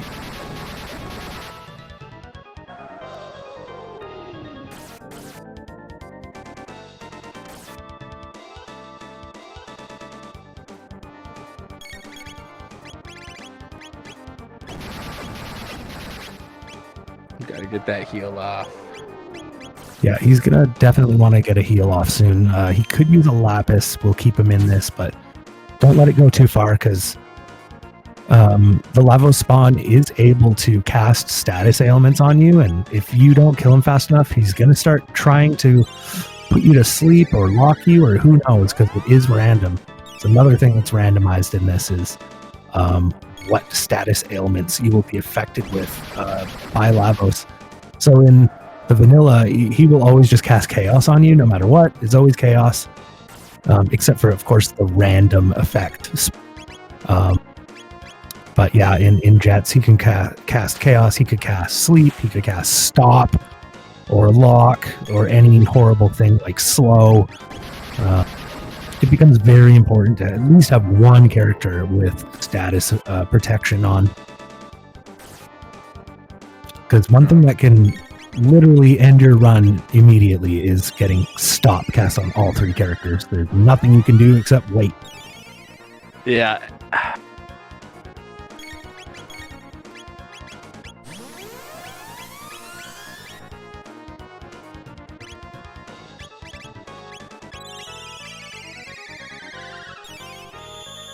You can tell he keeps thinking about casting Dark Matter again, but he wants to do it. Not quite yet. Maybe when he's closer to death.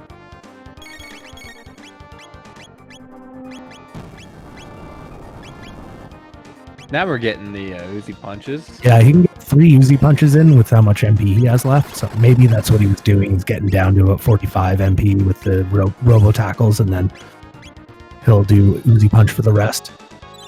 Lavos spawn is definitely getting usage. Yeah, he's definitely getting close to death here. This Elder Lavos spawn.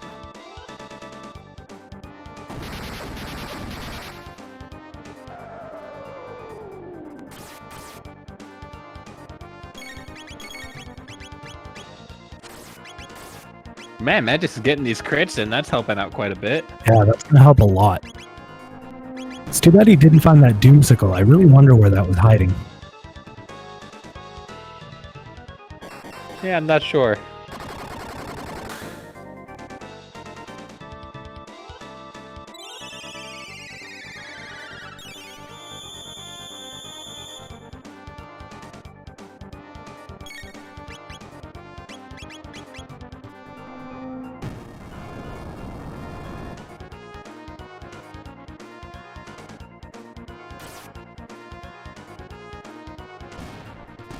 There it is. Yes, Elder Lavos spawn is down. So now he only has one wall of panels to fight, and then the entire Zeal gauntlet, starting with Zeal 1, followed by Mammon Machine, and then Zeal 2. So you can walk back. For safety save, maybe not. Yeah, you can walk back to do a safety save there, or just make sure that you're able to kill a wall full of panels, because that's coming up on the next screen. And once you kill those panels, you'll get another save point. And at level 35, 36, the upcoming fights should not be too difficult. I wouldn't think so. I think Janus was a little lower level than that, actually. Yeah, I think he was low 30s, and he took a lot less fights throughout it. Yeah, it took way less fights, had much lower HP for this, so... That's the one, consoling aspect of having a long seed is you usually won't have a hard final fight. Yep.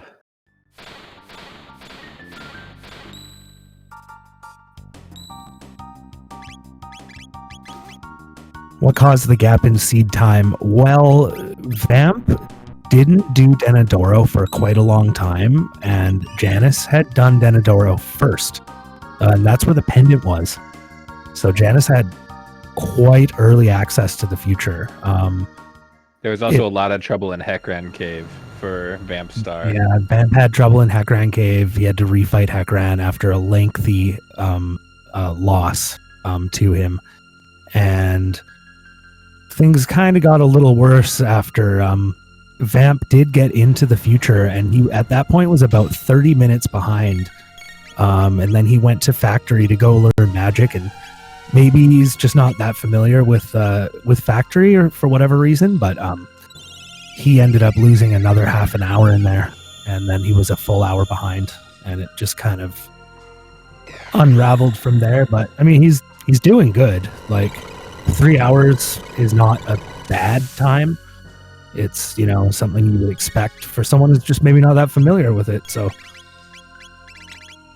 I'm not complaining. So far, it's been a really fun race to watch. Mm-hmm.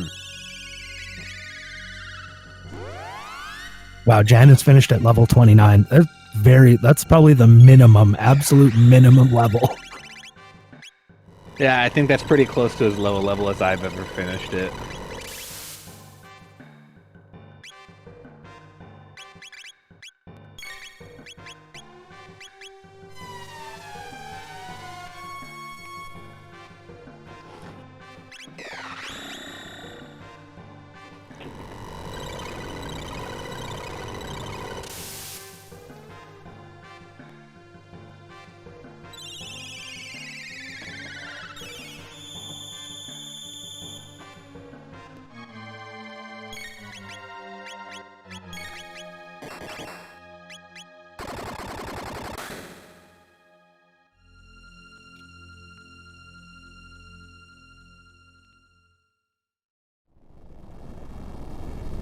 All right, Mammon Machine. What do you got for us?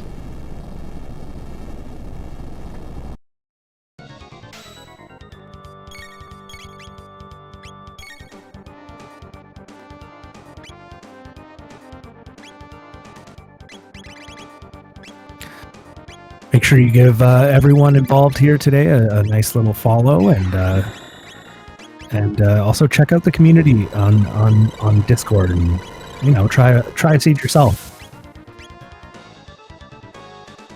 Yeah, if you're ever nervous about it or you don't know what to do, the community is fantastic about helping out and kind of teaching you what to do. And there's a lot of useful resources to teach you how to do boss fights, as well as how to just play through the game in general, like where you might get lost. Yeah, there's really a wealth of information on the Discord, including flowcharts that will help you navigate.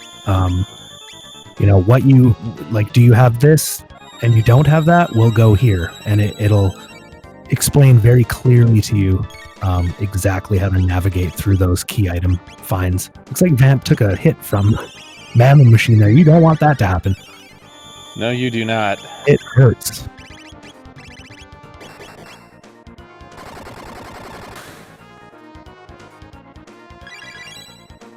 The Mammoth Machine stands still. I have not seen that text in a long time. Oh. Ooh, ouch. Yeah, at this point you just got to keep going and finish it. Uh-oh. Well, this should do it, honestly. Like, it only has 5,000 HP.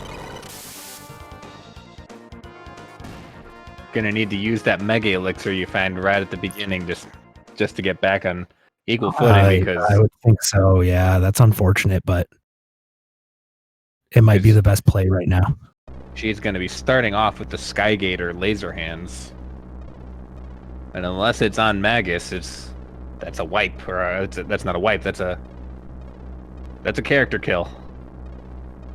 And he's got to be running low on revives at this point.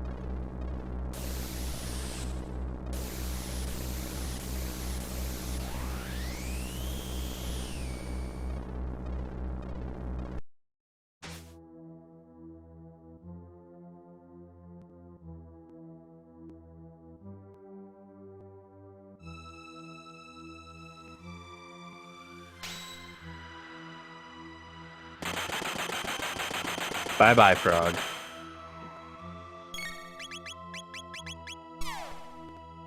Bye-bye, Robo. Not off to a great start. He has 3 revives. Yeah, that's a really tough situation to be stuck in right now. And he never threw his haste helms back on. He's using Prism Helms. Yeah, Prism Helm, while it does provide you like a boost to your magic defense, I believe, a little bit. Or is it just regular defense? Either way, the status protection is just not going to help you against Zeal 2, because she simply... Does she cast any status ailments? I don't think so. I don't think there's anything.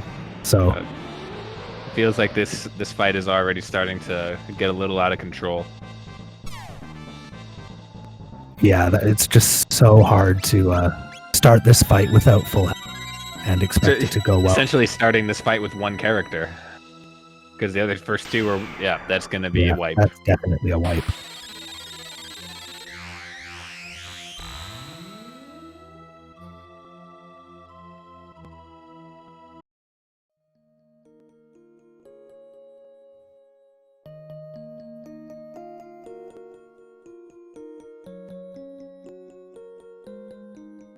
Just lingering on the sad music. Yeah, I feel like we might be looking at a forfeit, but I'm going to check the race channel. Yeah. Yeah, he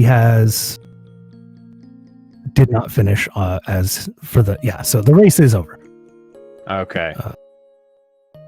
A good effort. Got through it and then just got into kind of a tricky spot at the very end there. Yeah. Not sure if oh, here he is. Vampstar is about to join for a little question and answer. So if anyone has anything they want to ask, throw it up.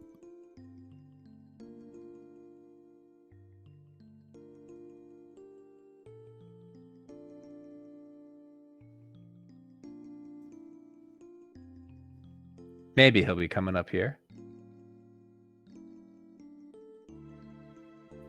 Vampstar, congratulations on almost finishing the seed. I almost got there. Rough ending to it. Yeah, I was not really prepared for that. Haven't really done this route before. Yeah, there was a few instances where we kind of saw that maybe you weren't quite familiar with how to get through some of the dungeons or how to do things. I think one of the big time losses for you was in the factory. Absolutely. You were going through and you looked like you got a lot lost there and maybe not have known that you don't have to do the right side of the factory at all and you can just head straight to the left side.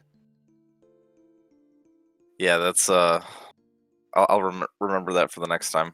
Yeah, definitely. But one of the things that we had talked with, yeah, when we had talked with Janus, he also had was complaining about the lack of good AOE techs and the things that were available to you. It just really was not working out in your favor for quite a long time on either of your games. I mean, yeah, it took a little bit to get some power.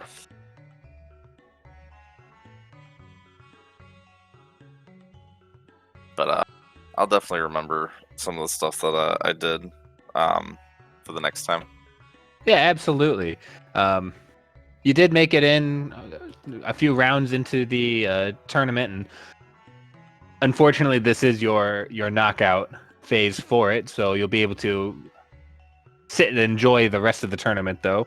And you still made a good showing. I mean, you got to Zeal 2. With basically, it's a hard party to fight Zeal with, and you guys were really lacking some very important items for the fight. So that was going to be a hard fight for anybody going into it. Oh yeah. Last few fights have been kind of rough, but I'll have to get some better armor for the next time. Yeah, absolutely. Just anytime you don't have black mails or black vests for Zeal, it's a hard one. Yeah, that seed overall was actually pretty cruel. It's one of the most cruel ones I've seen in a while, mostly because it really made you work hard to learn magic, and the tech that those characters had was just not sufficient for things like, for example, Hekran. Usually that's a pretty, easy little fight because like usually you're not only stuck with a couple of the most basic spells. So in some ways, this seed was just a cruel one. Yeah. I was actually I was hoping to find Marley so I could have used that gold rock. I thought that would have been fun to do. Yeah, after going through it, it was unfortunate to discover that she was going to be on Dactyl Nest, and we never even got access to prehistory. Nope. And outside of Dark Matter on Magus, I can't think of anybody that had a reasonable amount of like good techs coming early. Like it was trash almost all the way down. I guess heal on Frog was good to get early, but that's about it that I can think of. Yeah, it was low damage for both our competitors here today, but it can happen. It's a randomizer, so you never know. Yep. All right. Well, GG to you, Vamp, and I hope you're going to continue on because I'm sure we're going to be having more tournaments, and we'd like to see you at the next one. All right, for sure. GG's, guys. GG's, Vamp. Take care, man. See ya. And I suppose with that, we can wrap this up. So anyone who's watching, who's interested in maybe giving this a try, you can visit our Discord and find a very, very happy and helpful community there, just waiting to take you into our arms. Yep. Had a lot of fun with this one. We've got a lot more tournament coming up. I hope to see you, everybody there. Don't forget to hit both of our runners with a follow, Janus and Vampstar. Thank you to Procky for commentating with me and Moon Blizzard for tracking. Thanks to SpeedGaming for hosting and restreaming the race for us. It's always appreciated. And I hope that we're able to see all of you guys at the next race. That's right. It's not scheduled yet, but if you keep your eyes on the SpeedGaming schedule, you'll see it pop up eventually, or hop into the Discord and you'll get immediate news about scheduled races there. So with that, thanks again to Taco and our runners today, and especially Moon Blizzard for tracking. Take care, everybody.